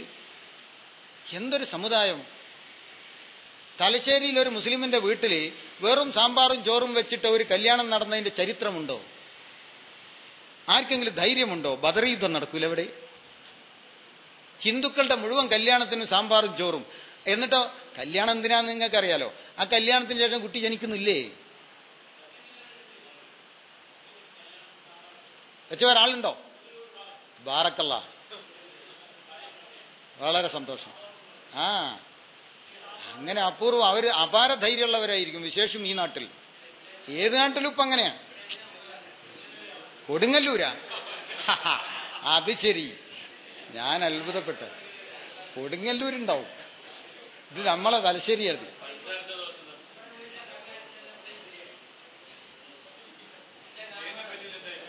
അല്ല, ഇതൊക്കെ നമ്മൾ സ്വയം മനസ്സിലാക്കേണ്ടതാ. സ്വയം മനസ്സിലാക്കേണ്ട ഒരു സംഗതിയാ. ഇശാ നമസ്കാരം കഴിഞ്ഞപ്പോ ഒരു തിരുമേനിയുടെ മുമ്പിൽ പ്രത്യക്ഷപ്പെട്ട ഒരു മനുഷ്യൻ ഒരു വലിയ സംഖ്യ ചോദിച്ചു. എന്തിനാണോ? എന്തോ വീടുണ്ടാക്കാനോ മറ്റോ ആയിരിക്കും. തിരുമേനി പറഞ്ഞു, ഇത്ര വലിയ എമൗണ്ട് എന്റെ കൈവശമില്ല, നീ അബ്ദുറഹ്മാൻ ഇബ്നു ഔഫിനോട് ചോദിക്ക്, ഉദാരനാണ്, ഇഷ്ടം പോലെ തരും. ആ ആവശ്യവും പറഞ്ഞു. അയാൾ ചെന്നു. രാത്രിയാണ് ചെന്നത്. വാതിൽക്കലെത്തിയപ്പോൾ വീട്ടുമുറ്റത്തു നിന്ന് തന്നെ അകത്തുനിന്നുള്ള ഷണ്ട കേട്ടു. എന്താ? അയാൾ അബ്ദുറഹ്മാൻ ഇബ്നു ഔഫ് ഭാര്യയോട് ചോദിക്കുകയാണ്, നീ അടുക്കളയിൽ ഇരിക്കുമ്പോൾ ബെഡ്റൂമിലെ ലൈറ്റ് എന്തുകൊണ്ട് ഓഫാക്കിയില്ല എന്നാ ചോദ്യം. അത് മറന്നുപോയ. അങ്ങനെ മറക്കാൻ പാടില്ല. അതിന് എണ്ണയുടെ ചെലവില്ലേ, കാശിന്റെ ചെലവില്ല, ബില്ലടക്കണ്ടേ. അപ്പൊ ഇയാൾക്കൊരു സംശയം, ഇയാളുടെ അടുത്തേക്ക് തന്നെയാണോ റസൂലിനെ വിട്ടത് എന്ന്. ഒരു വിളക്കധികം കത്തിച്ചതിന് ഭാര്യയെ ചീത്ത പറയുന്ന മനുഷ്യൻ ഒന്നും മിണ്ടാതെ തിരിച്ചുപോയി. പിറ്റേന്ന് മസ്ജിദ് നബവിയിൽ നിന്ന് ഈ മനുഷ്യനെ കണ്ടപ്പോൾ തിരുമേനി പുഞ്ചിരിച്ചുകൊണ്ട് ചോദിച്ചു, പറയടോ, എന്ത് കിട്ടി? റസൂലെ, എന്നോട് നിങ്ങൾ ഈ പണി ചെയ്തല്ലോ, എന്തേടാ? അയാൾ ഇങ്ങനത്തെ വിളക്കധികം കത്തിച്ചതിന് നമ്പർ 1 ഭൂലോക പിശുക്കനാ. ഭാര്യയെ ചീത്ത അറിയുന്ന ആള് 10,000 രൂപ വെച്ച് തരൂ. നീ ചോദിച്ചോ? ചോദിച്ചില്ല. അതെന്താ ചോദിക്കാതെ? കേട്ടാ തന്നെ മതിയല്ലോ, ചോദിക്കണ്ടല്ലോ. അത് പറ്റൂല. ഒരാളെ പറ്റി അങ്ങനെ പറയും, നീ ഇന്ന് ഒന്നുകൂടെ പോ, എനിക്ക് പോകാൻ വേണ്ടിയാണ്. അല്ല, ഞാൻ പറഞ്ഞു എന്ന് പറഞ്ഞു. അങ്ങനെ അയാൾ പകല് പോയി. രാത്രിയായ അടിപിടി. അങ്ങനെ അദ്ദേഹത്തിന്റെ അടുത്ത് ചെന്ന് സലാം ചൊല്ലി നബി പറഞ്ഞേച്ചാന്നൊക്കെ മുൻകൂർ ജാമ്യം എടുത്തിട്ട് പറഞ്ഞ് എനിക്കിങ്ങനെ ഒരു 100 ദിർഹം 100 ദീനാർ സങ്കല്പിക്കുകയാണ്, അവിടെ നിന്ന് അതൊന്നും പറയുന്നില്ല, നിങ്ങൾക്ക് മനസ്സിലാൻ വേണ്ടി. ഇത് പണക്കിഴി, സ്വർണ്ണ നാണയത്തിന്റെ കിഴിയ ഉണ്ടാവുക. റസൂല് പറഞ്ഞു, അയാൾ അകത്ത് പോയി അതേ ചോദിച്ച അത്രയും കിഴി അങ്ങോട്ട് എടുത്തു. ഈ മനുഷ്യൻ ഇത് വാങ്ങിയിട്ട് വാങ്ങാനും തോന്നുന്നില്ല, പോകാനും തോന്നുന്നില്ല, നന്ദി പറയാനും ഒരു ജസാക്കല്ലെങ്കിലും പറയണ്ടേ. എന്ത് പറ്റിയടാ നിനക്ക്? ചോദിച്ച മുഴുവൻ തന്നിട്ട് മനങ്ങാണ്ടിരിക്കുന്നു. അപ്പൊ പറഞ്ഞു, ഇത് ഒറിജിനലാണോ അല്ല റോൾഡ് ഗോൾഡ്? ആളെ പറ്റിക്കുന്നോ? എന്താ അങ്ങനെ പറയുന്നത്? ഇന്നലെ രാത്രിയിലെ കഥ. അപ്പൊ എന്നാ ഒന്നുകൂടെ അവിടെ ഇരിക്കാൻ പറഞ്ഞു. അവിടെ പോകാനായിട്ടില്ല. ഈ പണം ഞാൻ ഉണ്ടാക്കിയത് ആളില്ലാത്ത റൂമിലെ ലൈറ്റ് ഓഫാക്കി അതിലൂടെ ലാഭിക്കുന്ന പണമാണ്. ചായ വേണ്ടെന്ന് വെച്ചിട്ടാണ്, ചോറിൽ നെയ്യ് ഒഴിക്കണ്ടെന്ന് വെച്ചിട്ടാണ്, ഇറച്ചി ആഴ്ചയിൽ ഒരിക്കൽ തിന്നാൽ മതി എന്ന് തീരുമാനിച്ചിട്ടാണ്, 7-ലധികം കൂട്ടം ഡ്രസ്സ് വേണ്ടെന്ന് വെച്ചിട്ടാണ്, വീട് കോൺക്രീറ്റ് ഇനി ഗ്രാനൈറ്റ് ചെയ്യേണ്ടെന്ന് തീരുമാനിച്ചിരിക്കുകയാണ്, പുതിയ കാറ് പഴയതിൽ ഓടാം എന്ന് വിചാരിച്ചതാണ്. അങ്ങനെ ഉണ്ടാക്കിയ പണം കൊണ്ടാണ് നിന്നെപ്പോലുള്ള ആളുകളെ ഞാൻ സഹായിച്ചുകൊണ്ടിരിക്കുന്നത്. നമുക്ക് തികയില്ല. എത്ര ഇവിടെ ദാനം ചെയ്യണം റമളാൻ എന്ന് പറഞ്ഞാൽ നമുക്ക് തികയില്ല. കാരണം നമ്മളിത് കഴിഞ്ഞിട്ട് വേണ്ടേ. പിന്നെ സക്കാത്ത് കൊടുക്കണം എന്ന് പറഞ്ഞാൽ ചെലവ് കഴിച്ച് ബാക്കിയെന്നൊരു ഹദീസ് ഉള്ളതുകൊണ്ട് നമ്മളെ ചെലവിട്ട് കഴിയില്ല, കൊടുക്കാതെ രക്ഷപ്പെടുകയും ചെയ്യും. ചെലവ് കഴിച്ച് ബാക്കിയാണല്ലോ, നമ്മളെ ചെലവെന്നാ തീർന്ന്. സക്കാത്ത് കൊടുത്തതിന്റെ ബാക്കി കൊണ്ട് ചെലവ് കഴിച്ചാൽ മതി എന്നാണ് പുതിയ ഹദീസ്. അത് മനസ്സിലാക്കിക്കോളൂ, എന്നാലേ നേരെ ഉള്ളൂ. പഞ്ചസാര വേണ്ട. പഞ്ചസാരയിൽ പ്രകൃതിജന്യമായ ഒരു സാധനവും ഇല്ല. ഹൈഡ്രോക്ലോറിക് ആസിഡ്, ഫോസ്ഫറസ്, അങ്ങനെ കുറെ സാധനങ്ങളാണ്. അല്ല, ഇതൊന്ന് പറഞ്ഞു കൊടുക്കട്ടെ, ഇയാൾ അതിനൊന്നും രക്ഷപ്പെടുത്തണല്ലോ. അതായത് പഞ്ചസാര 100% കെമിക്കലാ. കരിമ്പ് നീര് പോലും ഇല്ലാതെ പഞ്ചസാര ഉണ്ടാക്കാനുള്ള പുതിയ ടെക്നോളജി വളർന്നുപോയി. അത് കരളിന് എല്ലിന്റെ ബലം കുറക്കും, പല്ലുകൾക്ക് രോഗങ്ങൾ ഉണ്ടാക്കും, കിഡ്നിയിൽ സ്റ്റോൺ ഉണ്ടാക്കും, ലിവർ സിറോസിസ് എന്ന രോഗം ഉണ്ടാവും, മഞ്ഞപ്പിത്തം പോലെയുള്ള പ്രഷർ ഷുഗർ ഉണ്ടാവും. അത് കെമിക്കലല്ലേ. അതിന് പകരം നിങ്ങൾ ശർക്കരയോ ചക്കരയോ തേനോ ഒക്കെ ഉപയോഗിച്ചോളൂ. ഇനിയിപ്പോ ചായ ഒഴിവായ സ്ഥിതിക്ക് പഞ്ചസാരന്റെ സാധ്യത കുറഞ്ഞല്ലോ. ചായ ഉണ്ടാവുമ്പോൾ ഇതിൽ കലക്കേണ്ടി വരുന്നുള്ളൂ. കയ്പുള്ളത് കൊണ്ട് ഇത് കലക്കുക. ചായ വേണ്ട, പച്ചവെള്ളം കുടിച്ചാൽ മതിയല്ലേ. ഇനി എന്താ ചോദിച്ചു? തേനിനെ പറ്റി ഒന്ന് ചോദിക്കാനാ. ഫിഹി ശിഫാഉല്ലിന്നാസ്, ആളുകൾക്ക് എല്ലാ ശിഫയും ഇതിനകത്തുണ്ട്. ആ തേനിനെതിരിലാണ് നമ്മള്. അള്ളാഹു പറയുന്നു തേനിൽ ശിഫയുണ്ട്, പക്ഷെ തേൻ കുടിക്കാൻ വയ്യാന്ന. ആര് പറഞ്ഞു? ഡോക്ടർ പറഞ്ഞ? വല്ലാത്തൊരു ഡോക്ടർ തന്നെ ആയിപ്പോയല്ലോ. അള്ളാഹുവിനേക്കാൾ മേലെയാണ് ഡോക്ടർക്ക് സ്ഥാനം. അത് എത്ര എങ്ങനെയെന്ന് പറഞ്ഞു കൊടുക്കുക. പാടില്ല എന്നൊരാളോടും പറയരുത്. ഞാൻ പ്രമേയ രോഗിക്കും രാവിലെ 2 സ്പൂൺ തേൻ കൊടുക്കും. കാരണം അതിൽ ശിഫയുണ്ട്. അതിനുശേഷം ഒരു പ്രാർത്ഥനയുമുണ്ട്. തേൻ കുടിച്ചതിന് ശേഷവും സംസം കുടിച്ചതിന് ശേഷവും ഒരു പ്രാർത്ഥനയുണ്ട്. അതെന്താണ്? രോഗം ഉണ്ടാക്കണം എന്നല്ല, രോഗം മാറ്റണം എന്നാണ്. പിന്നെ നമ്മുടെ പ്രസാദ് ഡോക്ടറില്ലേ, നിങ്ങളറിയില്ലേ, പ്രമേയം മാറ്റുന്ന വയനാട്ടിലെ, അയാൾ ലഡും ജിലേബി തീറ്റിക്കുന്നില്ലേ. അപ്പൊ പിന്നെ നിങ്ങൾക്ക് തേൻ കുടിക്കുന്നതിനെന്താ? ലഡും ജിലേബി എല്ലാവരും എതിർക്കുന്ന. അയാളത് കാണിക്കുന്നത് ലഡു ജിലേബി കഴിച്ചാൽ പോലും ഈ എക്സസൈസ് ചെയ്യുന്നുണ്ടെങ്കിൽ പ്രമേയം മേലോട്ട് കയറില്ല എന്നാ. നല്ല സംഗതിയാണ് അയാളെ പറയുന്നത്. അപ്പൊ തേൻ കുടിക്കുന്നതിന് ഒരു പേടിയും വേണ്ട. നെല്ലിക്ക കഴിക്കാം, അതിൽ കയ്പല്ല. നിങ്ങൾ കയ്പിമ്മലേക്ക് വെച്ചിട്ടാണ് ചോദ്യമെങ്കിൽ അത് മൂക്കുന്നതിന് മുമ്പ് തിന്നാൻ പറ്റാത്തൊരു കയ്പുണ്ട്. അന്ന് തിന്നരുത് എന്ന് അല്ലാഹു പറയുന്നു. മൂത്ത് കഴിഞ്ഞാൽ തിന്നാനാണ് ഇഷ്ടം, അപ്പൊ തിന്നണം. അതിന് വേറെ ടേസ്റ്റാണ്. എന്തേ? ഒലീവ് ഓയിൽ നല്ലതാണ്. അത് ഖുർആനിൽ 2 സ്ഥലത്ത് പരാമർശിച്ചിട്ടുണ്ട്. മിൻ ഷജറത്തിൻ മുബാറക്കത്തിൻ സൈത്തൂനത്തില്ല ശർഖിയ്യത്തിൻ വല ഗർബിയ്യ. അത് വിളക്ക് കത്തിക്കുന്ന കാര്യത്തിലാ. എണ്ണകളൊക്കെ ഉണ്ടായത് വിളക്ക് കത്തിക്കാനാ. അപ്പോ വിളക്ക് കത്തിക്കുമ്പോൾ അതിലൊഴിക്കുന്നത് നല്ല ഒരു ഒലീവ് ഓയിലാവുമ്പോൾ അതിന്റെ വെളിച്ചത്തിന്റെ ഒരു പ്രഭ കുറച്ചുകൂടി നന്നായിട്ടുണ്ടാവും. അതവിടെ പറഞ്ഞു. പക്ഷെ വേറൊരു സ്ഥലത്ത് അല്ലാഹു പറയുന്നുണ്ട്, നിങ്ങൾക്ക് കറിയിലിടാനുള്ള ഉപയോഗിക്കാനുള്ള എണ്ണയും അതിലുണ്ട് എന്ന്. അതുകൊണ്ട് ഒലീവെണ്ണയാണ് ഉപയോഗിക്കാവുന്നതിൽ ഏറ്റവും നല്ലത്. അതുപോലെ വെളിച്ചെണ്ണയും. എങ്ങനെ? അത് ഞാൻ പറയാൻ പോകുന്നുണ്ട്. ഇവിടെ ഒരു ചോദ്യം വന്ന് കിടക്കുന്നുണ്ട് ഭക്ഷണത്തെ പറ്റി. അത് ലാസ്റ്റ് പറയാന്ന് വിചാരിച്ചിട്ടാ. 10 മിനിറ്റ് കൂടെ ഉണ്ട്. വേറെ ചോദ്യം ഇല്ല? ഒരു ചോദ്യം എന്താണെന്നറിയോ? ജലദോഷത്തിനുള്ള ചികിത്സ എന്താണ്? എൻ്റെ മകന് വേണ്ടിയാണ്, 5 വയസ്സുള്ള. ഞങ്ങളെടുത്ത് ജലദോഷമില്ല, ജലഗുണമാണ്. ജലം ഒരു ദോഷവും ചെയ്യുന്നില്ലല്ലോ. തലയിൽ വെള്ളം ആവരുത് എന്നാണ് നമ്മൾ പഠിച്ചത്. എന്നാൽ അള്ളാന്റെ റസൂല് പറഞ്ഞ് തലയിൽ വെള്ളം ആക്കണം എന്നും അത് തുടക്കരുത് എന്നുമാണ്. 3 വട്ടം തല തടവണം എന്നാ. അതാണ് അഫ്ളല്. മൊത്തം 3 വട്ടം. ആ വെള്ളം തുടക്കാനും പാടില്ല, ജലദോഷം ഉണ്ടാവട്ടെ. മൂക്കിൽ വെള്ളം കയറ്റി ചീറ്റണം. ബാലിഗ് ഫിൽ ഇസ്തിൻഷാഖ്, മൂക്കിൽ വെള്ളം മാക്സിമം വലിച്ചു കയറ്റണം. കാരണം ഇന്ന ശൈത്താന യബീതു ഫി ഖൈശുമി, ചെകുത്താൻ അവിടെ കുത്തിയിരിക്കുന്നത്. ഏത് ചെകുത്താൻ? കഫം മൂക്കിലൂടെ ചാടും. അപ്പൊ ജലദോഷം എന്നത് മഴ കാലാവസ്ഥ ചേഞ്ച് ചെയ്യുമ്പോഴോ തലയിൽ തണുപ്പ് പറ്റിയിട്ട് ബ്ലഡ് സർക്കുലേഷൻ കൂടുമ്പോഴോ കെട്ടിക്കിടക്കുന്ന സൈനസിൽ കെട്ടിക്കിടക്കുന്ന കഫം പുറത്തേക്ക് വരികയാണ്. ഒരു ശൈത്താൻ പുറത്തു പോവുക. അതിനൊരു മരുന്നും വേണ്ട, പൊയ്ക്കോട്ടെ. വീണ്ടും കുട്ടിയെ തല നനച്ച് കെട്ടിക്കൊടുക്കുക. രാവിലെ അരമണിക്കൂറും വൈകുന്നേരം അരമണിക്കൂറും.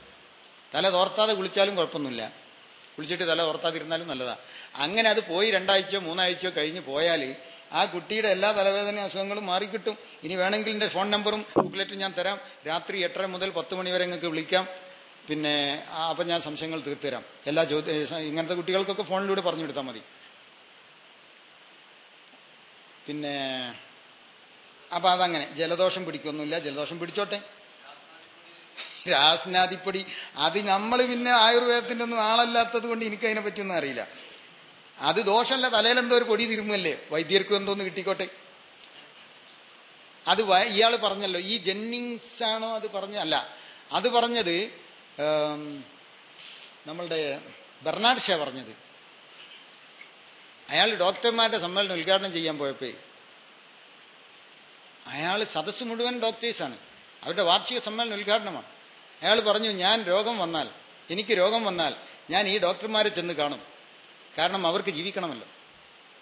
അവർ തരുന്ന കുറിപ്പ് പ്രകാരം ഞാൻ മെഡിക്കൽ ഷോപ്പിൽ പോയി മരുന്നും വാങ്ങും. കാരണം അവർക്കും ജീവിക്കണമല്ലോ. ഞാൻ പറഞ്ഞു തീർന്നിട്ട് പോരെ? അതുപോലെ അവർക്കും ജീവിക്കണമല്ലോ. വാങ്ങിയ മരുന്നുകൾ മുഴുവൻ ഞാൻ കുപ്പയിലേക്ക് വലിച്ചെറിയും. കാരണം എനിക്കും ജീവിക്കണമല്ലോ. അതിനിന്ന് വരെ മറുപടി മറ്റവർ പറഞ്ഞിട്ടില്ല. എന്താ ചോദിച്ചത്? അതിന് നിങ്ങൾ ഫോൺ ചെയ്യൂ, ഞാൻ പറഞ്ഞുതരാം. നിങ്ങളുടെ കുട്ടിയുടെ കേസല്ലേ? ബുക്ക്ലെറ്റ് എവിടെ ഉണ്ട്? ഞാൻ എടുത്തുതരാം. അതിൽ രാത്രി 8:30 മുതൽ 10 മണി വരെ. റമളാൻ ആയതുകൊണ്ട് ഒന്ന് മഗ്‌രിബിന് ശേഷം തന്നെ തുടങ്ങാം. 7 മണി മുതൽ ഒരു 8 മണി വരെയുള്ള ടൈമും കിട്ടും വിളിക്കാൻ. രണ്ടാമത്തെ ചോദ്യം, ഒരു വ്യക്തിയുടെ ഒരു ദിവസത്തെ ആഹാരക്രമം വ്യക്തമായി പറയാമോ എന്നാണ്. അതാണ് നിങ്ങൾ ചോദിച്ച ചോദ്യം. അവിടുന്ന് വന്നതും അതാ. ഒരു മനുഷ്യൻ 3 നേരമേ, ഞാൻ ആരോഗ്യശാസ്ത്രം പറയുന്നത്, ഒരു മനുഷ്യൻ 3 നേരമേ ഭക്ഷണം കഴിക്കാവൂ. രാവിലെ 8 മണി, ഉച്ചക്ക്, രാത്രി സൂര്യൻ അസ്തമിച്ച തൊട്ടുടനെ. അതാണ് ഭക്ഷണത്തിന്റെ സമയം. ആ സമയത്ത് വിശപ്പില്ലെങ്കിലോ അയാൾ കഴിക്കേണ്ടതുമില്ല.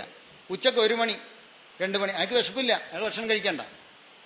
ഭക്ഷണം കഴിക്കേണ്ട സമയം എന്നത് വിശപ്പുള്ളപ്പോഴാണ്. സാധാരണ നിലയ്ക്ക് രാവിലെ ഒരാൾക്കും വിശപ്പുണ്ടാവില്ല, 12 മണിയാവാതെ ആർക്കും വിശപ്പുണ്ടാവില്ല. അത് തിന്നണമെന്ന് രാത്രി നെയ്യത്ത് വെച്ചത് കൊണ്ട് തിന്നേണ്ടി വരിക, അല്ലേ? കുഴപ്പമൊന്നുമില്ല. അങ്ങനെയാണല്ലോ. നമുക്ക് ഇന്ന് ഉച്ചക്ക് ഒരാൾക്കും വിശപ്പില്ലല്ലോ. എന്താ? ഇന്നലെ നെയ്യത്താണ്, ഇനി 30 ദിവസം കഴിഞ്ഞിട്ട് ഉച്ചക്ക് തിന്നു. എന്നാൽ 30 ദിവസത്തെ ട്രെയിനിങ്ങിന്റെ ഫലം പെരുന്നാളിന്റെ അന്ന് രാവിലെ ഉണ്ടോ? 10 മണിക്ക് തന്നെ അയാൾ ചോറുന്ന് കളയും, ഉച്ചക്കുള്ള ചോറ്. അതെന്താ? അപ്പൊ നെയ്യത്ത് മാറി. അപ്പൊ രാവിലെ 8 മണിക്ക് വേവിച്ച ആഹാരങ്ങൾ എന്തെങ്കിലും കഴിക്കാം, ഉച്ചക്കും വേവിച്ച് കഴിക്കാം, രാത്രി ഫ്രൂട്ട്സോ സലാഡ്സോ മഗ്‌രിബ് കഴിഞ്ഞുടൻ. പിന്നെ തിന്നരുത്. തിരിച്ചുമാവാം. രാവിലെ ഫ്രൂട്ട്സ്, ഉച്ചക്ക് വേവിച്ചത്, മഗ്‌രിബ് നിസ്കാരം കഴിഞ്ഞുടൻ വേവിച്ചത്, അങ്ങനെയും ആവാം. അല്ലെങ്കിൽ ഉച്ചക്ക് ഫ്രൂട്ട്, രാവിലെയും സന്ധ്യക്കും വേവിച്ചത്. 1 നേരം വേവിക്കാത്തതും 2 നേരം വേവിച്ചതും. രാത്രി ഭക്ഷണത്തിൽ ശ്രദ്ധിക്കേണ്ടത് അത് മഗ്‌രിബ് ഇശാന്റെ മുമ്പായിരിക്കണം.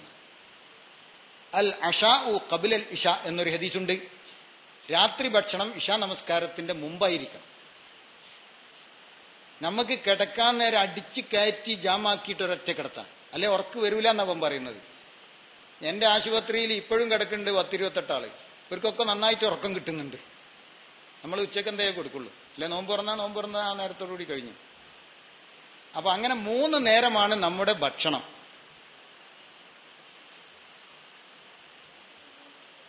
വേറൊന്നുമില്ല. ശരി, വാഹിർ ദഅ്വാന അനിൽ ഹംദുലില്ലാഹി റബ്ബിൽ ആലമീൻ. അസ്സലാമു അലൈക്കും വറഹ്മത്തുള്ളാഹി.